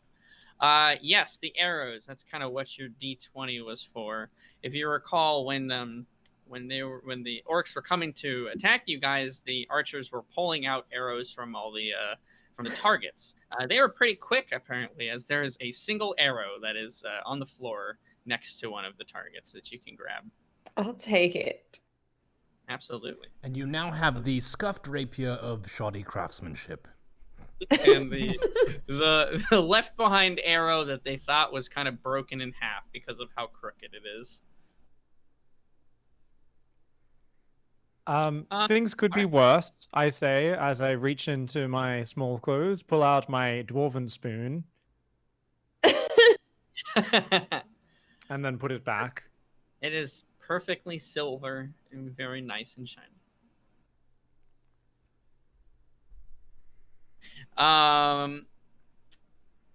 Nigel, you are going for looting the corpses. Give me a d20. Show me the shinies. It's a 10. Okay, you are able to retrieve 6 gold from various nooks and crannies of the orcs. Do you know how much gold I have now? 6? I have 6. Nice. Tell us which exact nooks and crannies those were. They were hiding out in some, armor pieces, maybe in some pockets between a couple of toes. What were you thinking? Well, I'll tell you, when you've got no money and I have to keep begging off you guys just to buy me lunch, I was looking everywhere. I really need some gold, okay? I have 1 gold. Nice. Dude, this party is rich. This is how a party should be. Barbarian 1 gold, wizard 6 gold, rogue like 600. 584. 584. That's warms my heart. It started with us taking pity on her and pulling her out of prison. I have a feeling it's going to end where we're carrying her in a palanquin or something. There's going to be, somehow we're becoming her butler. It's quite First of all, you'd be a valet, not a butler. Valet. Isn't it pronounced valet? Only if it's high class, Carl. I think we'd be rather shit at the job and therefore would be valets. If you're watching Downton Abbey, they do call them valets. Oh, really? I have not seen that television show. Yeah, I have not seen it. Oh, it's not a show, it's a play that we put on when I was in the theatre. Oh, of But course. yes, the Downton Abbey plays. Mm. They are called valets. Balance. And you will wear an ascot as part of your uniform. You've thought about this quite a bit. I have an ascot. Got it from Brunt. That's right. Yeah. Yeah, that's right. You do actually. Are you wearing that? Of course. All right. I don't know. It probably gives me strength. It gives you the only strength that matters, which is inside. Strength Confident. of heart. Yes. That's right. That's right. Okay, Call. Give me a d20. Let's see if you're able to conjure up some more potions out of thin air. Okay. Okay. It's gonna be a 9. It's gonna be a no. Unfortunately, you look around the room. If you want to put up image 1, you search the different tables. You even start going through some of the crates that are around. What's in this crate? A bunch of old rags. Do you need any old Yeah. rags? Hmm.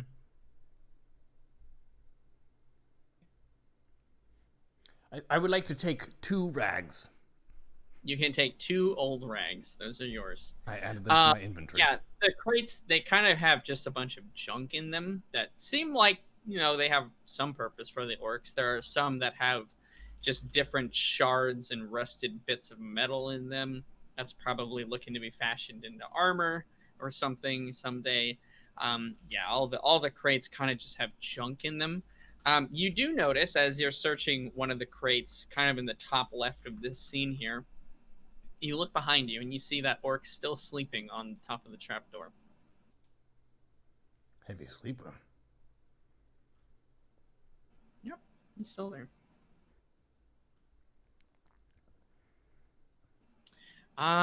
So you unfortunately are not able to find any sort of potions or elixirs. It looks like for the most part the orcs left that to the rat man. And then Mendax, you were able to get some weaponry, rearm yourself, and Nigel, you fill your pockets with a couple of coins. Nigel, you have not found or seen anything though that looks like it would help you get past the stairs. You've been kind of keeping an eye out for anything that looks like it might help. You don't see anything currently. You pray that whatever it was didn't happen to be on one of the bodies of the orcs that are now a pile of ash. What would you guys like to do? We've searched the room.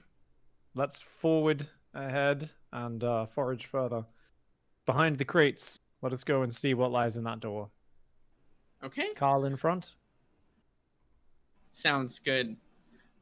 So from earlier, when you sent the illusionary pig into the crates the first time, the orcs did pull out of the way a lot of the crates. They kind of moved them about.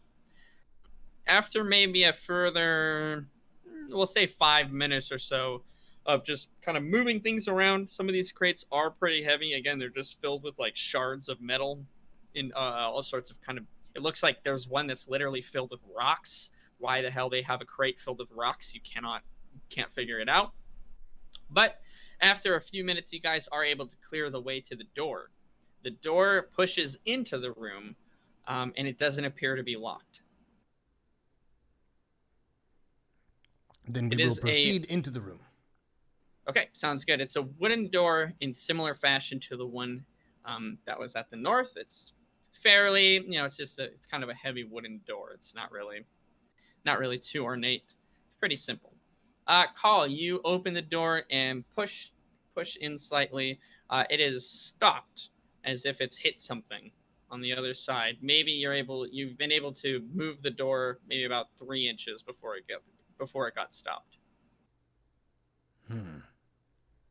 It seems like the door is broken or it's blocked. It seems like it's blocked by something.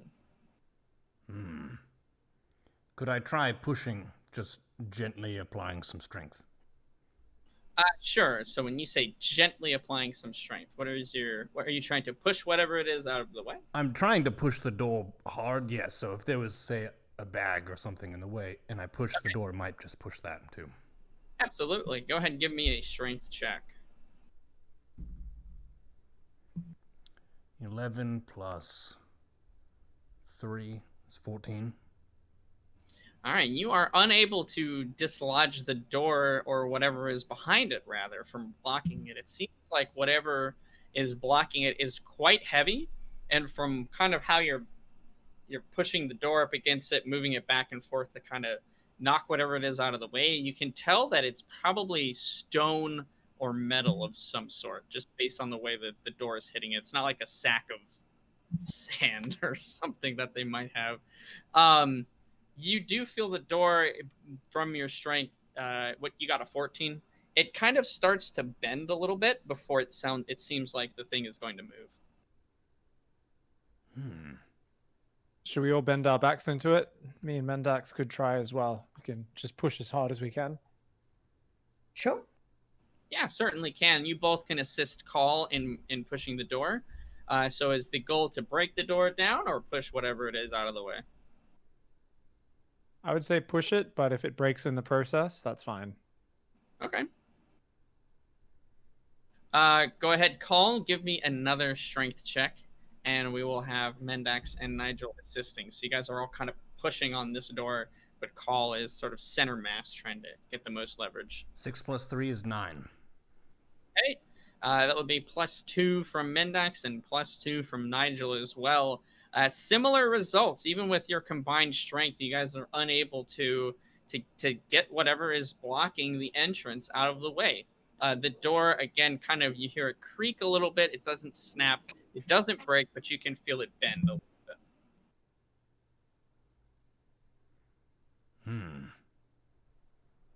I do have a crowbar. Do we see any hinges pop off? The hinges would be on the inside, I guess. So the opposite side that you're on, but you could try to open it and wedge the crowbar in between to break loose. Yeah, sure. You want to do that? Yeah, I'll try that. Okay. Yeah, so go ahead, just give me one more strength check. We'll just see how easily you're able to do this or how difficult it is for all three. So just one for all three. 20. Yeah, you popped the sucker loose from the side. Just in quick succession. It seems like the hinges were pretty brittle, and after you wedge the crowbar in, you're able to get plenty of leverage necessary. The door is loose from the wall, and you're able to push it in. Go ahead and pull up image 3. And take a look at the map here, y'all. Once it's up. There we go.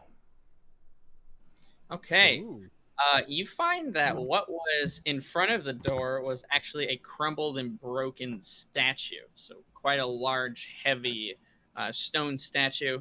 It looks like this is generally where the orcs throw anything they deem junk or useful. Sometimes those are the one and the same to them. Into this room. This is a veritable storage room of sorts. You see very random, there's no theme to this room. It looks like at one point, one of the orcs put down a carpet that they stole from one of the elven lands that they raided, which would have normally been very ornate and nice, is scuffed, broken, burnt, and bloodied. There is debris, rocks, broken wood everywhere around this room. There are various broken chairs that they just don't seem to care enough to fully dispose of. But there are several crates. What catches your eyes immediately, though, Mendax, is there's a chest that's in the middle of the room. Oh, hello. That's me talking to the chest. The chest doesn't say anything back. Not verbally, but we're having a moment. Okay. Okay, I would like to gingerly make my way into the room and inspect the chest. I don't want to just dive right in. Absolutely. You are able to traverse over top of the statue. making your way through various other broken debris and just kind of trash, essentially. Nigel and Cole, anything in particular you guys would like to do? I'm a little bit curious about the nature of this statue. It's all broken. What is it of? Can I tell? Absolutely. You can roll a... History? Yeah, history. Perfect. That's exactly what I was going to say. And then we'll come back to you. Nigel, what would you like to do? Just keeping an eye open for anything that looks of value, but specifically books or magical keys or enchanted items. Okay, sounds good. Call, we'll go back to you. What did you roll for your history check? 3 + 2 is 5. Okay, so you can tell that this is certainly a humanoid figure. Great job. Guys, this statue, It I might believe, is of some human or humanoid. As far as distinguishing features, whether to you it's just not enough detail, or maybe the face and arms and legs are just in so many pieces that you can't tell what it is. Your history check, unfortunately, does not give you any further information. Nigel, go ahead and give me a d20.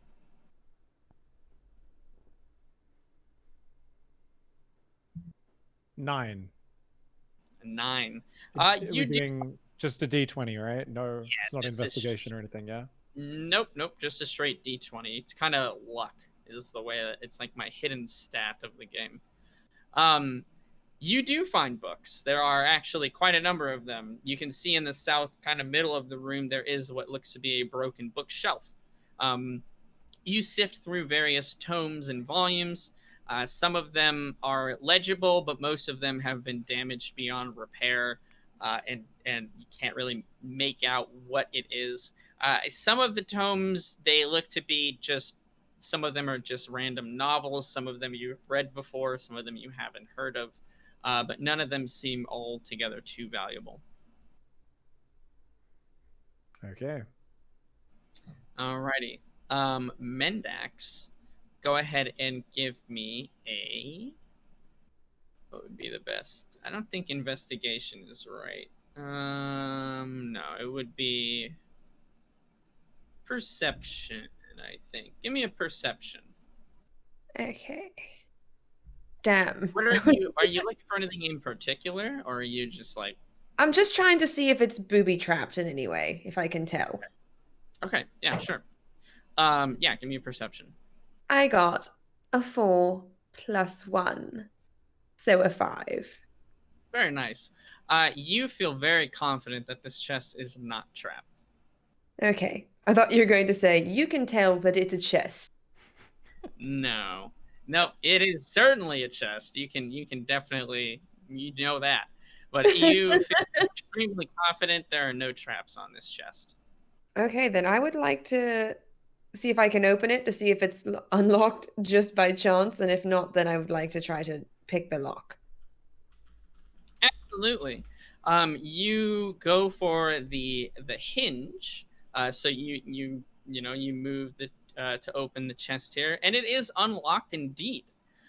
You open the lid, and you see essentially a pile of kind of gold and gems that does sink away after a moment, and large teeth appear in the middle of the chest. 2 large eyes come back through the top of the lid, and arms pop out of the side of the chest as you have, unbeknownst to you, disturbed the resting place of a mimic.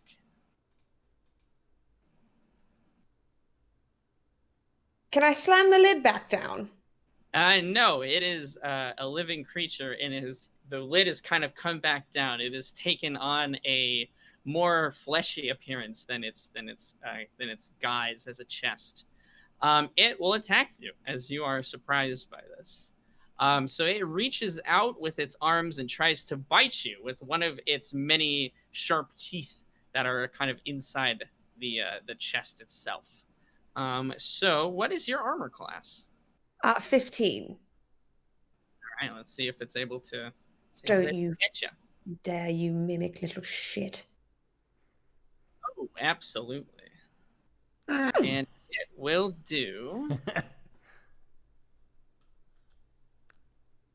It will do 7 damage to you from the bite, and an additional 2 damage of poison as you can feel some acid burn your leg that is running down the side of the chest. You have been bitten by a giant humanoid, well, not humanoid, but giant living treasure chest. You've heard tale of mimics before, but you've never encountered one yet. It is the debate of all thieves and rogues out there who are unsavvy that such vile creatures exist. You've got to try just stroking the spine of the chest to get it to open peacefully, Mendax. Heard that works. I've got something you can fucking stroke, Nigel. All right. And Um, can I jump back away from the chest? You are currently no, yeah, you can do so on your turn, but we need to go in initiative. So everyone give me an initiative, as there is a monster in the middle of the room who is hungry for some flesh. I have 19 plus 3, so 22. 3 plus 22. 3 is 6. And 22 for me as well. 20 plus 2.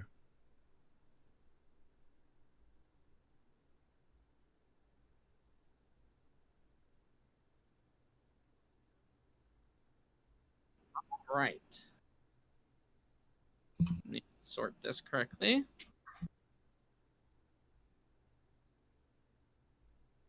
All right, Mendax and Nigel, you guys can decide who goes first amongst you. You've been bitten, so I'll let you jump back and do your thing. Appreciate it. I would like to jump back away from that piece of shit mimic to get out of imminent bite danger.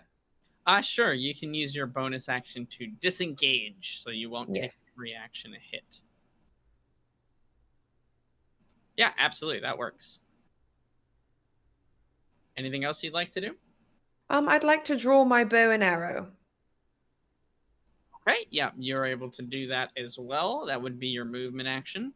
And you could try to fire an arrow if you'd like. Oh, then yes. I did post a picture of what this fellow looks like. Oh, F this guy. Not sure how easy it would be to put on stream, but if you can manage it, production Neuro, then by all means. Yes, I would very much like to try to shoot it with an arrow. Okay. Absolutely. Go ahead and give me a range to hit roll. I got a nat 20. Bless you. Wow. I guess you are indeed pretty ticked off at this thing. Yeah. It looked like gold and then it wasn't gold.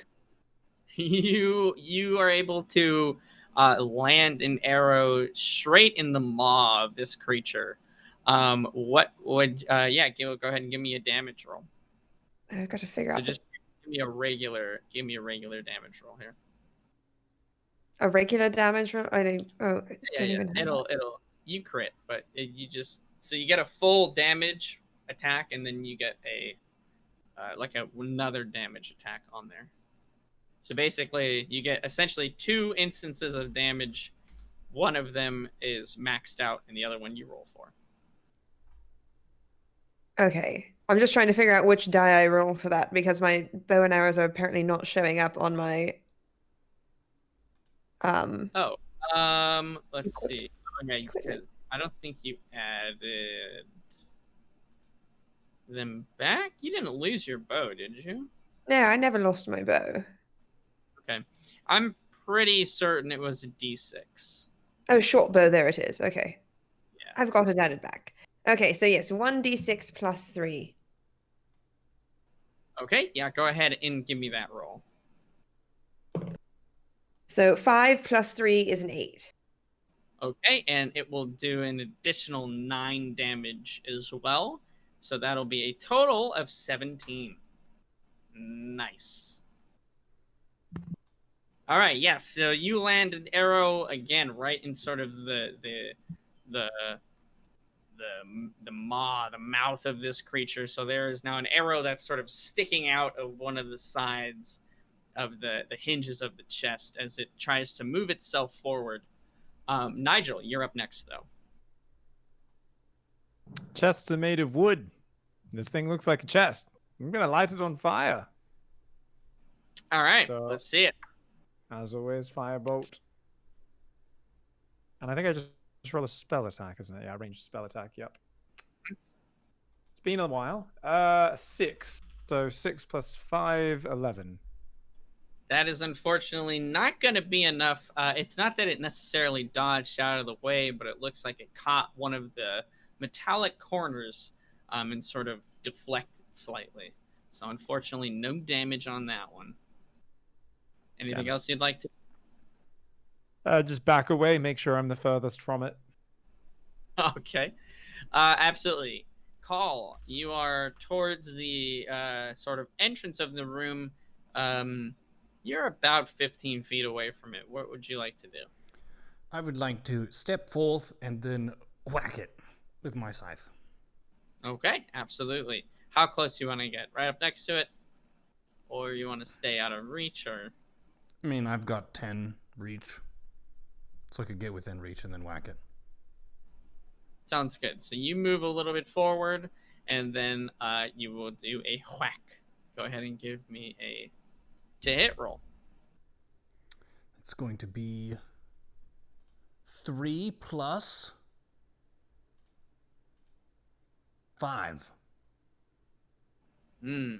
As you move forward to attack the mimic, you kind of catch some rubble underneath your foot as you try to move around the statue, and you stumble a bit. You don't fall, but your attack swings to the left a bit wide, and you are unable to hit it. Okay, it will be his turn. The creature sort of like scoots itself forward with its arms. It doesn't have any legs, so it's kind of just like rocking back and forth in a very menacing way. Trust me. It has claw-like, hands that look like they're made of essentially like a living wood. So this guy is he's coming towards, let's say, Call. I think you would be the closest one, actually. It closes the distance. It's not very fast, but it is able to get next to you. And it will go for another bite. Let me see if he is successful here. Call, what is your armor class? 7 fucking team. Hey.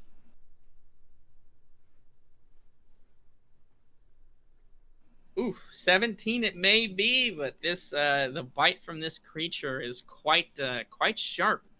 He's able to pierce through and get some damage done. Let me see how much. Only 5 damage from the bite and another damage from the acid that is natural to mimics. 6 A total damage. of 6. Yes. You hear kind of clanking and clinking around from inside the chest as it moves around. Whatever the contents rattling around, essentially. And we'll go back up to, again, Men next Nigel. You guys can choose every time. You can choose who goes first.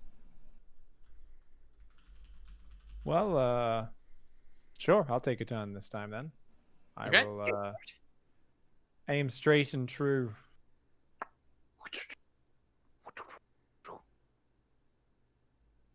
21, 15 plus. Is it? Oh, sorry, 20. 15 plus 5. Okay. And that's a firebolt, yeah? Yes, just a firebolt. Yeah, absolutely. You're able to hit the mimic on the side very squarely. Go ahead and give me some damage. That's a As you sink single into the D10, wood. 2 damage. All right, 2 damage it is. It does look a little bit blackened from where the fire hit it initially, but overall, it doesn't look too perturbed. Mendax, on to you. Okay. So I'm going to try to shoot it with another arrow. Okay. Go And- ahead and Okay. I got a 15. a 15 will be enough to hit, and because there is Call who's right next to it, you can sneak attack. Perfect. That's exactly what I'd like to do. Okay, so the sneak attack is an extra 2d6. That's right. So I get 3d6 plus 3. Yep. 3 plus 3 plus 5. So that's 11 plus 3. So 14. Right, sounds good. Yeah, you were able to land an arrow which pierces through one of the eyes of the creature. It lets out kind of a shrieking wail, almost like the groaning of a door, like wooden hinges. It is pretty upset about that. Call, your turn. After I've inspected the floor around me, made sure I'm not going to trip on any rocks or pebbles, I would like to attempt once again to use my Scythe of the Crow. Okay, go for it. It's going to be 13 plus 5, 18. Yeah, that will be enough to hit, absolutely. Superb. And a D12. A 4 plus 1 because it's sharp, plus 2 because I'm strong. 7. Okay, 7. Let me go ahead and note that down. Awesome. Yeah, you're able to take a chunk out of the top of the mimic here that you slice away, and it shatters almost like wood. It kind of quivers as you guys are beating up on this thing, and it looks like it's getting run down pretty quickly. It will actually back away from you, Call, and it will use its turn and sort of launch itself into the air and into the pile of rubble that is in the north side of the room here. You see it kind of almost not splash Scrooge McDuck style into the golden ocean, as you will, but it sinks away into the debris and all of the trash that's in there fairly quickly, moving out of sight.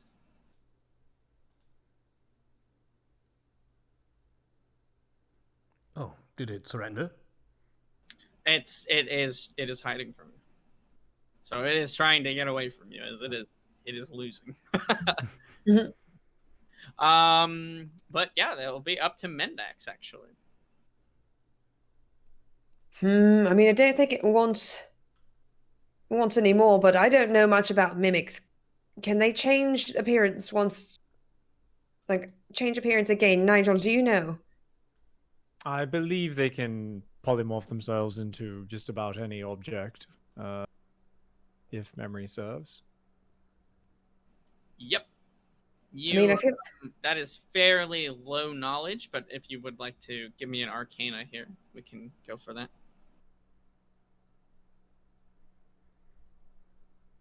19 plus 5, 24. Okay, yeah, you are quite aware as to the nature of a mimic. They are indeed shape changers. They like to take the form of desirable objects like chests, so that adventurers and others will get tricked and try to open them, which usually make for easy prey. They are immune to acid, and they can't be knocked prone no matter what. They're quite good at hiding, and they are very good at grappling. So they are very good at like kind of getting people to essentially think of it like eating them. Like so they'll knock them prone and then kind of gobble them up. They are able to stick to basically anything that they choose to, so they can like jump to a wall and stick to it. They can look like basically anything, and when they remain perfectly still, they're nearly indistinguishable from a normal object.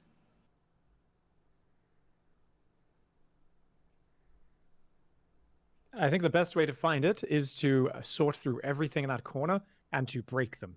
Essentially, we won't be able to tell it.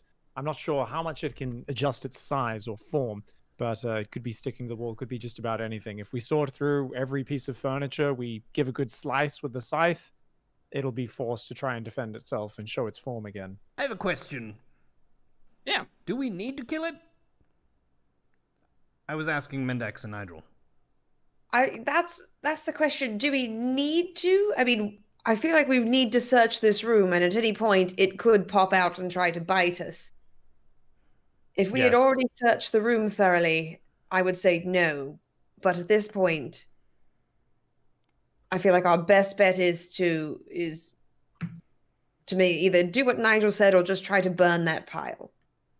Also, the mimic could be very old. Who knows what treasures lie in its stomach? It's potentially eaten many orcs who've wandered in here. That's probably why they had the room barred off.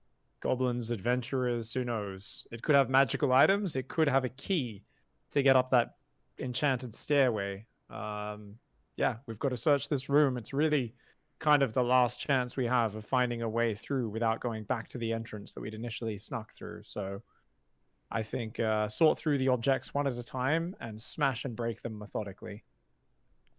That I can do.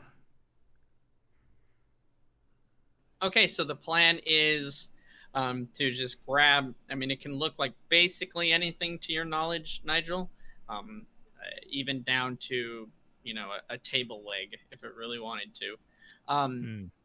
So you guys are just going to sort of methodically root through the room, trying to take stock of where it landed and kind of use that direction. Yeah. Okay, sounds good. So how are we going to do that? Is everyone going to grab some stuff, or are we just going to let one person do it? What's the plan? Could just let me bash stuff in the corner with the end of my scythe. I think we go with the scythe bashing first in the area where it jumped into. And then if that doesn't work, if that doesn't get it out, you know, I can go around convict style with my rapier, just stabbing little bits of debris. Okay. Okay, sounds good. And I can always burn my way through, but I don't want to burn anything valuable that we might need. So it's a last resort. If we're really at an end to it and you don't mind burning all of this in here, also we'll smoke ourselves out a little bit as well, since we're in an enclosed space. But worst comes to worst, I can create bonfire. Okay, sounds good. All right, so let's say, so Call is going to kind of go at this on his own for a bit, and then if that doesn't work out, Mendax, you're going to assist, and then if that doesn't work out, Nigel, you're going to set the room on fire. Sounds good. Okay, Call, go ahead and give me a perception check as you're sort of hacking through all of the wood, the debris, and all the furniture over here. The biggest, thickest, biggest, most perceptive bird. 16 plus 3, so 19. Okay. Yeah, you are sort of indiscriminately just slashing through, again, junk, just pretty much anything that looks like it's its own object. So different cloths, you know, crates, rocks even. Some of the rocks kind of, they don't ding the blade, but they definitely, your scythe bounces off of it. You do see after kind of hacking away for about 5 minutes or so, something shiny that's under a pile of wood, something kind of glinting in the torchlight. Well, if it's the mimic, it will just bite me if I grab it. Yeah, maybe. Okay, well, I'll grab it. Okay. You grab what looks to be a gold earring. So, this could be the mimic? Yeah, in theory. I suppose so. So what do we do? Try to break it. Try to break it. If not, I'll get a little stabby with the edge of my dagger. I could step on it or try to break it like this. Either way. I'll try to break it. Okay, you snap it in half. This is not a very well-crafted earring. I mean, you're a very thick bird, my friend. Oh. So this probably was not the mimic. I don't think it can do that. I don't think it can separate its form. But you could probably still sell that. Maybe not worth as much as it was before, but it does appear to be gold. Then I will take the broken earring into my inventory. Okay, you can have a broken gold earring. Nigel, with a 24 Arcana, you know it can shapeshift into goddamn near anything. It can't be like a mountain or something like that, but, you know, pretty much anything up to a humanoid size it can turn itself into. And it can So, go like- right down to the size of a nail or something like that. Pretty much. Okay, it's nearly impossible to find it then. Yeah, let's just, I guess, ease off on the smashing and just start sorting through the objects and just be on guard so it doesn't bite us. And hopefully we can find something else of value. Okay, sounds good. So you each are going to kind of just sort through and try to... You're looking for it as well as anything valuable, is that right? Yes. Yes, that's right. All right, sounds good. Give me a d20 from each of you.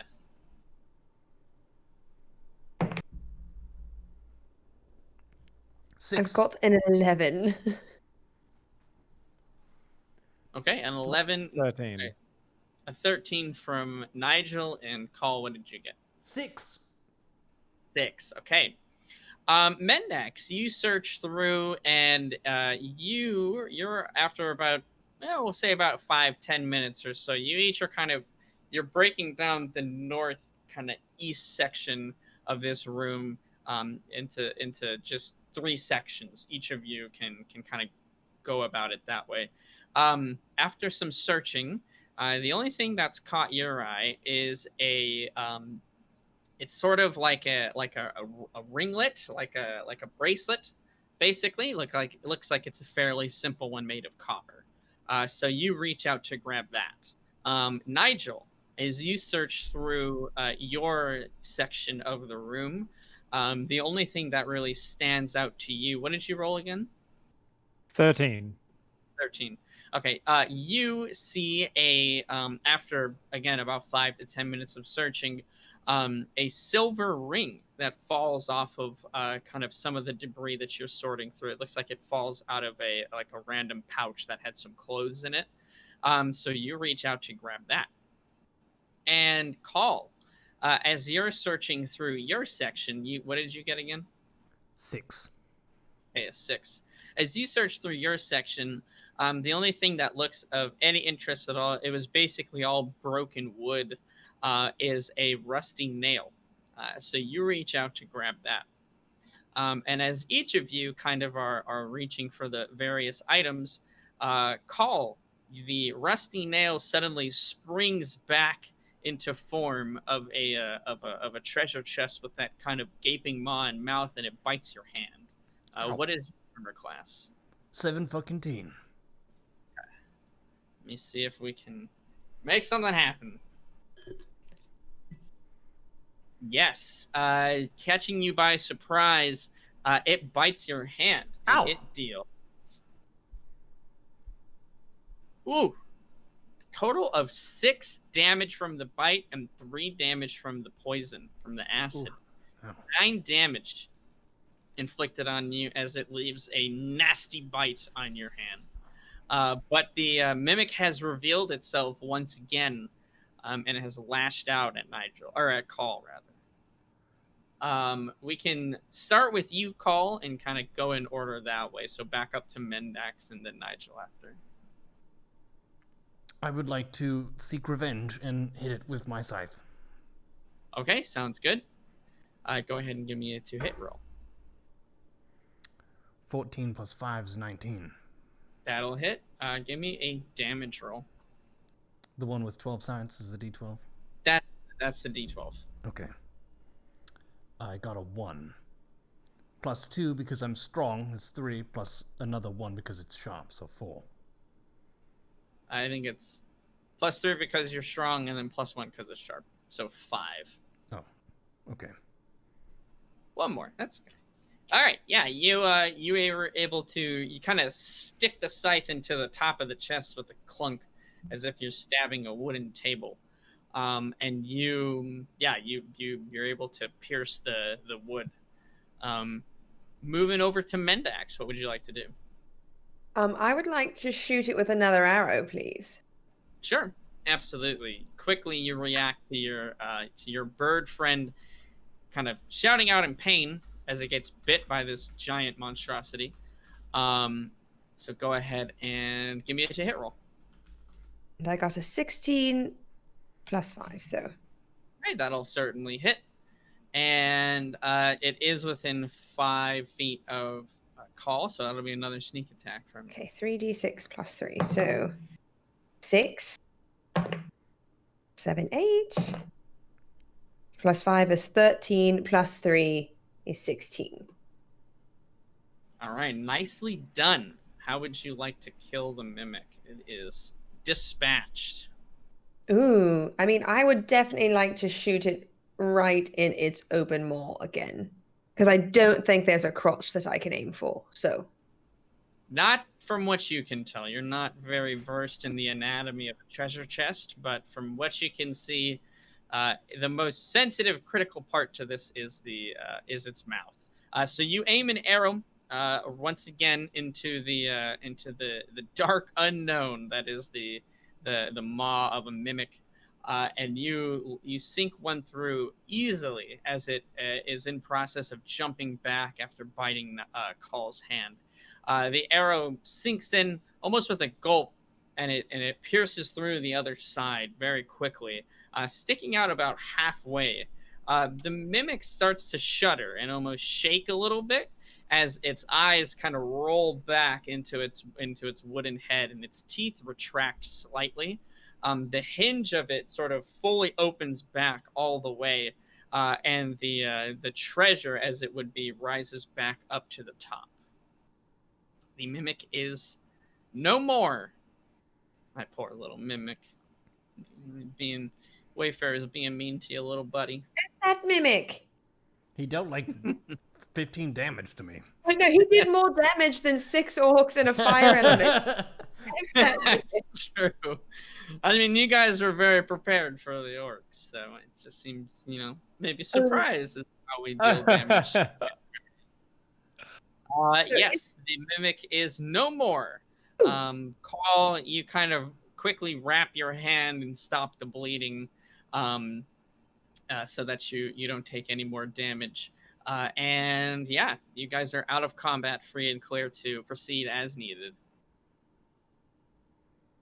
The mimic's, chest and the treasure within. Sorry, you cut out on the very beginning of that. What did you? I said I would like to go investigate the mimic's chest and the treasure within. Absolutely. There is a veritable kind of little cove of gold here. Through various gems and golden coins, you see a total of about 400 gold after selling everything. And you find a simple necklace with a green sapphire that is kind of inlaid into it. Okay. If the two of you are okay with this, I do love a nice accessory.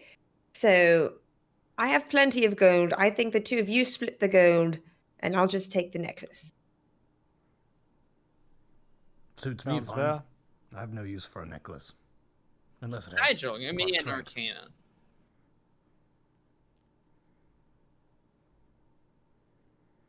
Nine plus 5, 14. Okay, you can tell them the necklace is magic in some way. That's magic, by the way. Don't really know what it does. Just might want to be careful. Could be cursed, who knows?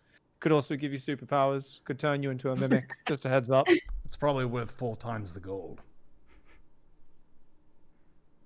It could kill me. So I probably won't put it on, but I'd like to, I have a cloak. I'd like to pick it up with my cloak and then put it in my bag without actually letting it touch my skin. Okay, sure. Yeah, it's in your bag. You don't feel anything. You don't, notice anything as you pick it up. Yes. When we get back to somewhere with some magic folk, or if you guys find me another pearl worth 100 gold, I can always identify that for us later, but take some time. Yep. For now, we'll just have to chance it, or just play it safe. And don't put it on. You could Or test it maybe out get on some me. superpowers. You could. No, you are too important, Carl. Thank you. So sorry, how much gold was there that we're splitting? 400. 400 total. Okay, so 200 for me, 200 for you, Carl. Thank you. Awesome. Okay. All right. Anything else you guys would like to do in this room here? You've thoroughly searched through the northeast corner, but there's certainly more of the room you haven't looked all the way through. But up to you guys. I'd like to do an exhaustive search, also just looking for any trapdoors or secret entrances or anything like that. Okay. Call Mendax. Anything you guys would like to do in particular? I would like to check the ring on my hand, the one that's stuck, to see if I now have a chest icon. Beautiful. Okay. And Mendax, what would you like to do? I would like to try to retrieve my arrows from the gullet of this mimic, and then I too would like to search the rest of the room, just especially looking for keys or anything like that. Okay, sounds good. Call, yours is the easiest here. You inspect the ring that is still glued to your finger. No, there's no treasure chests on it, unfortunately. You don't have the ability to transform into a mimic, I'm afraid. That would have been awesome. That would have been pretty cool. And maybe if I had thought of it beforehand, would have happened, but it didn't happen this time. Mendax, you go over to the now dead mimic to retrieve your arrows. You see that the arrows have actually kind of fused with the wood as it died. So it's going to be very difficult to retrieve those 2 arrows. You will most likely break them. But I can try. You can.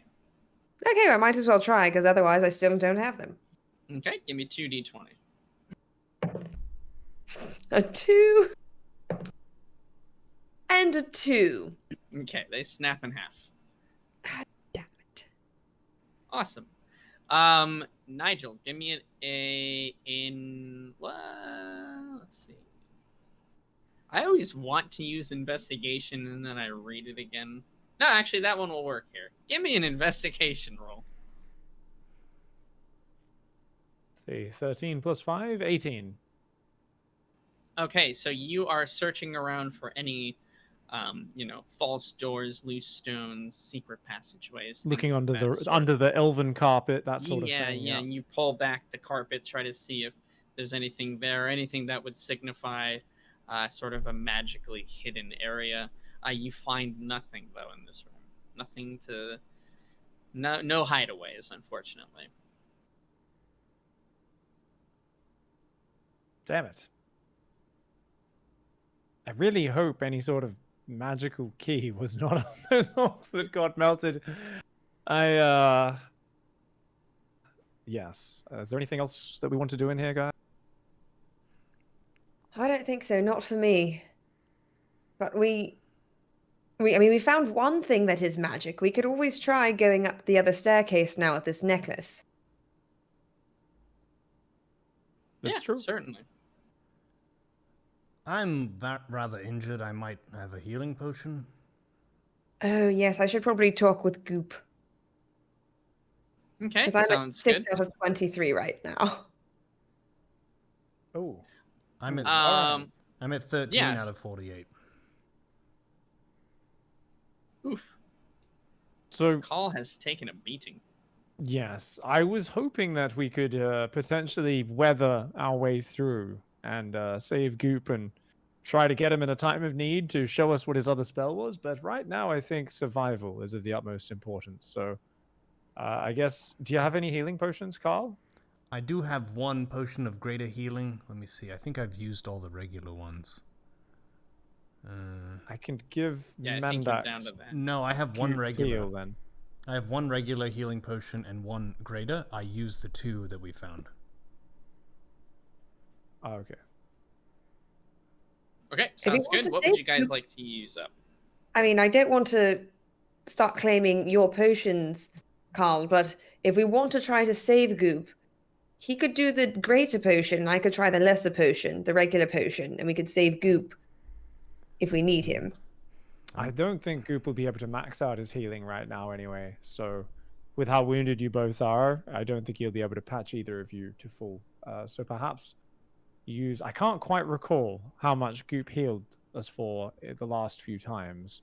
I remember it wasn't too inspiring the last one, but it was very powerful before that when he revived you the first time. So a little bit of luck involved in it. Let me just check. Do we If want I to just wrote see in what my the second journal- ability does? We don't know what the second ability does yet. Do we want to just I know he try? has something else in there, but I haven't figured out what it is just yet. It could heal us both. Yeah, I think he might actually be able to heal all of us with a single spell. I'm not 100% sure. So let's just see what Goop does. I'll use him on you first, Carl, and then Carl, you can dish out potions to Mendax if she still needs it. All right. That's fair. Goop. All right, boy. Who wants a treat? And I'll pick up some like gravel and kind of little pebbles off the ground or anything I can find, and heal, Carl, heal us. And I will Okay. will him to do it. I believe I channel a little bit of focus and kind of the will to heal whilst holding the pearl in my hand, or the power Yeah, stone. absolutely. So, with one of its spell slots sort of restored, yeah, it will turn to call, sensing your intention on what you would like to have happen. And he will kind of go through the whole motion once again, where his chest cavity opens up. The spindle will kind of dial over to the correct record. He'll pull that out and put it in the top of his head, kind of click it into place. He goes, beep-dap, boop-dap, boop-bap, beep-dap, bap, boop-bap. And then he touches Call. Call, you are healed for 8 damage, so you get 8 health back. Thanks, Goop. He doesn't do anything to you, but he will kind of unscrew the record in his head, pull that back out, and place it safely back within his chest cavity. 21 health now. Nice.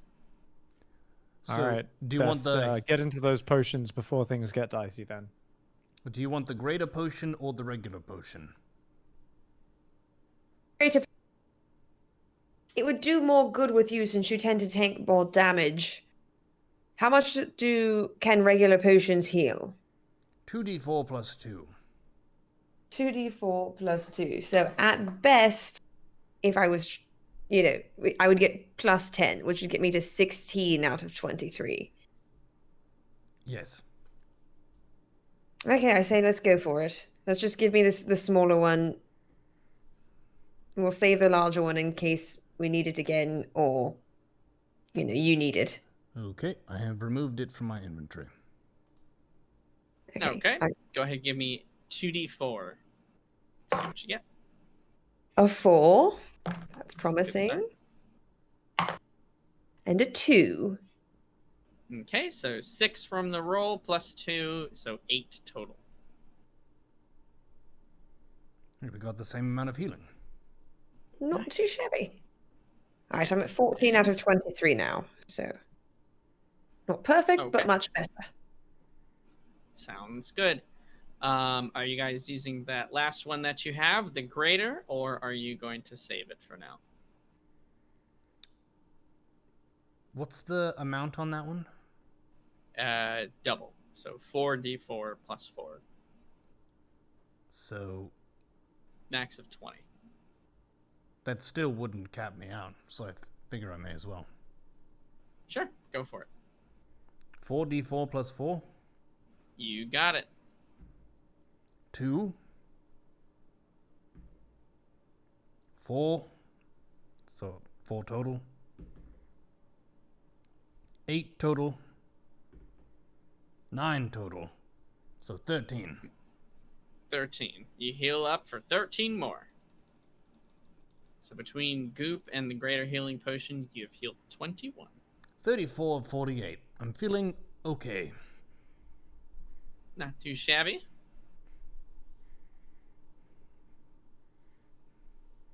I really All like right, the taste but I of the believe Greater that's Healing the Potion. last healing of your group right now. I don't think you guys have any more. The Greater Healing Potion has a bit more of a, it's like a lemony zest taste to it. It's pretty good. Nice. Okay, what's the plan now, guys? You guys have recovered your wounds. Call, the burn on your arm has sort of healed over back to normal flesh, and the bite on your arm has sort of sealed up as well. Mendax, the bite on your leg, still you can see the marks from it a bit, but it's certainly not as fresh as it used to be. Got it. Well, do we want to try going up the stairs again with the necklace? Yes. Yeah, let's give it a go. We don't really have any other leads in here other than working our way back to the entrance and seeing if there's something on one of the orcs down there, but there's more orcs to fight and we're a bit worse for wear. So, yeah. We could just Give it a go. Cursed items are rather rare. Oh, I love cursed items. Oh my goodness. I mean, worst case scenario, we do have plenty of things with which to set traps before we lure all the downstairs orcs upstairs. That's All true. They'll right. have to come up a ladder through a trapdoor as well, remember, like we did. Mhm. So it's a very defensible position. Absolutely. You might be able to jab some sharp metal objects through it as well. We'll stick them through the trap door, open it, slam it shut when the first one comes up, it falls There down, you go. slam it shut when the second one comes up, repeat ad nauseum. You just have to move the sleeping orc out of the way. Exactly. Okay, so you guys are going to head back to the stairs. No problems there. How would you guys like to proceed? So you're at the stairway. The room is empty. The charred remains and ash that's on the ground sort of fill the air with a burnt smokiness. And the odor from the rat's room is sort of wafting in, kind of barraging the senses every now and again. Do you want to just try having it on our person first and walking up before putting it on? And if that doesn't work, then somebody puts it on. And if that does work, then perhaps that person either just goes up or we all try putting a hand through the necklace and walking up together. Sure. Well, That sounds big adorable. necklaces are supposed to be worn, so it's probably, I think we could try one step, but as we saw before, I believe we marked the wall. Is that what we did before? Figure out that we were going in circles. Yes, you did. Yeah, we Yeah, marked you the marked wall. So one of the walls with chalk. yes, so once we get to the mark a second time, we know that we're circling. We can go back out, put on the necklace and try again, or simply put on the necklace then and try again. Okay. Sounds good. What's the order you guys are walking up? I mean, I have it on me, so I could go first this Sure. time. The necklace is in my Sounds possession. great. Okay. Yeah, you guys walk up the stairs, and it only takes you about it's a really short amount of time, maybe a minute or two of walking up. You start to round the corner. It's looking a bit familiar to all of you guys as you trudge up the stairs. Again, there are sort of slats in the wall where you can see outside, and you can see the sort of lake of lava that's out there, still glowing brightly. You guys move forward, and you do eventually encounter the chalk mark. And as you step forward, rounding the corner, Call and Nigel, where Mendax was in view before, she's now just suddenly kind of disappeared. Mendax, you are moving forward, and you suddenly realize you are alone. Okay, Nigel, I want to call out to them. Nigel and Call, you guys don't hear anything. We're also calling out, by the way. I am. Mendax, where'd you go? Yeah, Mendax, you don't hear anything either. He is Holy calling shit. out right now. Maybe we should have all put our hands through the necklace. God damn it. Okay, I'm going to walk back down because I know I can't have left them very far. They can't be that far, so I'm going to walk back down towards them. Okay, sounds good. You do walk back down, and after about 5 or 10 steps, you reappear next to the chalk mark. Call and Nigel, you see Mendax sort of reappear back in front of you, as if she's, again, taking a step down a stair and just happens to back into existence. Okay. You're back. Good news, necklace works. Can definitely make it up. But I couldn't see you, I couldn't hear you. So we're going to have to try to fiddle with this thing to see if we can all three get up at the same time. We're gonna do Right, I Nigel's guess if we all method. just put our hands on it, if we all hold it, Yes, put our let's hands try that. around it. Yeah. And if not, maybe I walk up, take it off, toss it to somebody, you walk it up. Because it seems that is the point at which the magic starts and stops. So if perhaps we just get past that, it won't be as bad. In any case. Yeah, we'll try with the hands on first. Okay, so you each kind of reach out. You try to maneuver yourselves. That it's a narrow passageway, so it's not very easy. But you're all holding on to the necklace at the same time, and in a coordinated effort, you trudge up the stairs. After about 2 minutes or so, you continue walking, and you reach the chalk mark on the wall again. Okay, that doesn't work. Okay, I'm going to walk up and I'm going to toss it back and see what happens. Okay. Okay. Okay. I want to walk up until just one step past. Like I'm going to walk up backwards looking at them so I know exactly when they go out of view. And I'm going to walk up very carefully backwards. And the second they're out of view, I'm going to toss the necklace back down. Okay, sounds good. You walk up a couple of steps, and they do disappear as you sort of ascend the second step. So you stop on the third one. You toss the necklace back out. Call, make a dexterity save. 5 plus 3 is 8. Okay, it hits you in the face. Ow! Doesn't really do any damage, but you feel a little silly. Call, you're in possession of the necklace. Mendax, you reappear 3 steps ahead of Nigel and Call. But ahead of the chalk mark, right? Mm-hmm. I think only one of us can go ahead of here, and the best bet will be to try and disable the enchantment from the other side. It's something I have no idea if any of us will be able to do, but essentially, which one of us is best when isolated alone in a fight? And I'm not that I haven't learned a lot of bravery, bravado, strength, and courage throughout our time adventuring, but I don't quite have the rage of our lovely Kenku companion. Okay, I don't know how to disable enchantment stuff, but I could fight someone. Just And beat look it for up. any copper keys. Keep an If- eye out for any dwarven copper keys. If I go up there and there are no enemies and there's some magical shit I don't understand, I will come back and get you. I think that sounds like a plan. Okay. If you get up there and it's nothing but a bunch of pants and shoes, you'll come down and get me. Right. There. Okay, awesome. We have a game plan. Okay, Call, you're in possession of the necklace. You proceed forward. Yes. Okay, sounds good. So you continue walking up the stairs.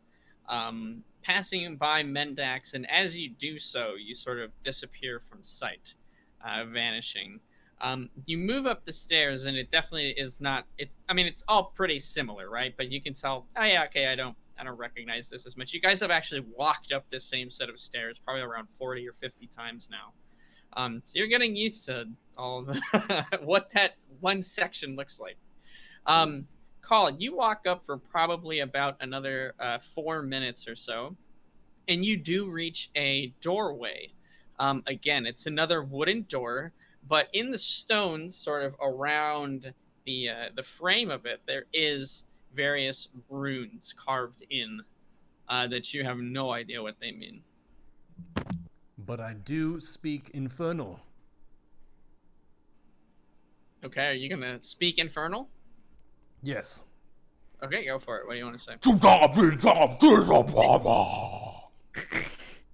And what was that? That was Open, filthy. you silly door. And nothing happens. It was worth a shot. I mean, no one heard you, presumably, so nothing to lose. Can I try to open the door? Yeah. The door is not locked, so the handle is it's openable. I would like Do you to want to? open the door. Okay, sounds good. Go ahead and pull up image 4. Okay.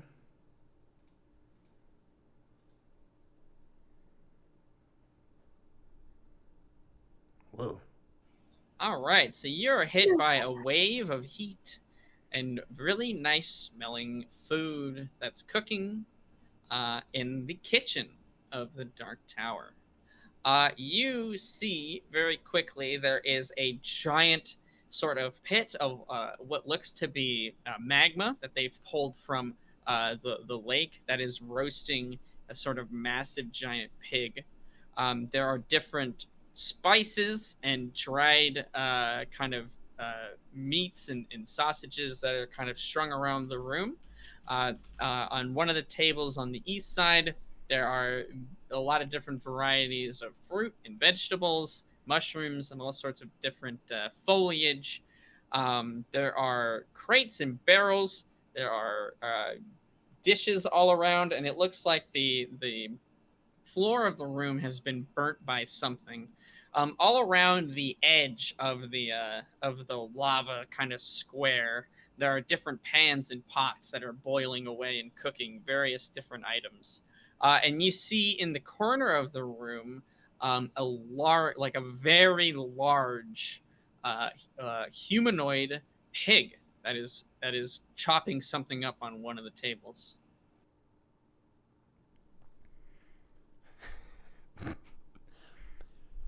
Excuse me, good sir, chef.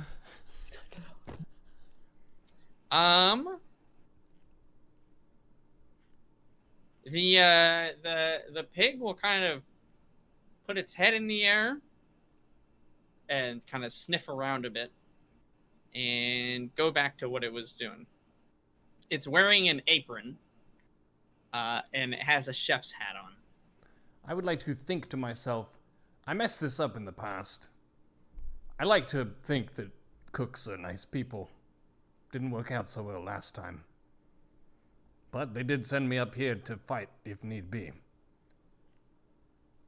I don't want to piss him off, but at the same time I probably don't look like the other residents there. Could he have heard me? I guess he reacted, but he doesn't speak this language? You don't know. Oh. Let me see if I have it. Could I hold out, say, 5 gold coins and try to get his attention again? You can do whatever you want. That was a very smug expression. I'm guessing this is going to go poorly. I would like to, holding out 5 gold coins as a gesture of goodwill, request some dish. Excuse me, good sir chef. Might I be able to purchase some of your fine cuisine? The large, and I mean very large, bigger than you, pig chef turns around. It is holding what looks to be a decapitated head of a human being that is being chopped up on one of the tables. It has sort of kind of slop and blood that's coming down its chin as it stares at you now. It sees that you have some gold in your hand, and it will respond by saying, "Oh, the main entree has arrived." And that'll be where we'll end it for today. Oh, very nice. French pig, then. Well, Or I wonder what something that like entree he's talking about is. Sounds tasty. I don't know. I did get a little bit seared earlier. I think it's wings, is what I think it is. Maybe a little bit of the silky fowl. Oh my god. Well, I'm not sure if it was the best to send me, but Now I'm really wishing I would have given you my invisibility powder at the same time. Yeah, we'll maybe have to think about what we're going to do in the next 2 weeks when we return to Wayfarers. I believe will be episode 19. 18? 19? This is What? 18. 19, almost. This is 18 now. 2 weeks from now, we'll be back for episode 19. We'll see how Neuro can convince himself out of this situation as he is squaring off against the chef of the Dark Tower. Certainly a nice individual. Well Hey, done, what everyone. kind of a kitchen that high? That's just not good for delivering food. It's going to get cold before they even take it downstairs. They could Yeah, have but a who Who the the heck heck pulley is he is system. cooking downstairs? vegetables for, as you pointed out, right? Well, awesome job today, guys. Hopefully that was a little bit different. Some very, very creative combat.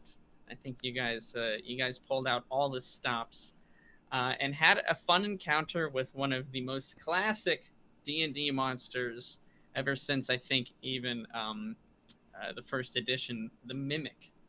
So that was a lot of fun for me. I hope you guys enjoyed it as well. And yeah, I Felt guess a we'll be lot like- back in... Felt a lot like DM Revenge, to be honest. We did Home Alone to the orc, so you Home Aloned us with a mimic. It was pretty. Yes. Yeah. The, Oh, well, you know. the booby trappers got bamboozled by a fake chest. It Heck, was a bunch of bamboozling back and forth. What can I say? it was. But we did make it up the stairs, and we met a nice chef. Well, thank you all very much for tuning in. Not next Thursday, but the Thursday after that, 9 p.m. Pacific time, will be episode 19 of Wayfarers. Thank you so much for supporting the best D&D show on Twitch, probably. And we will see you on the next one. Ta-ta.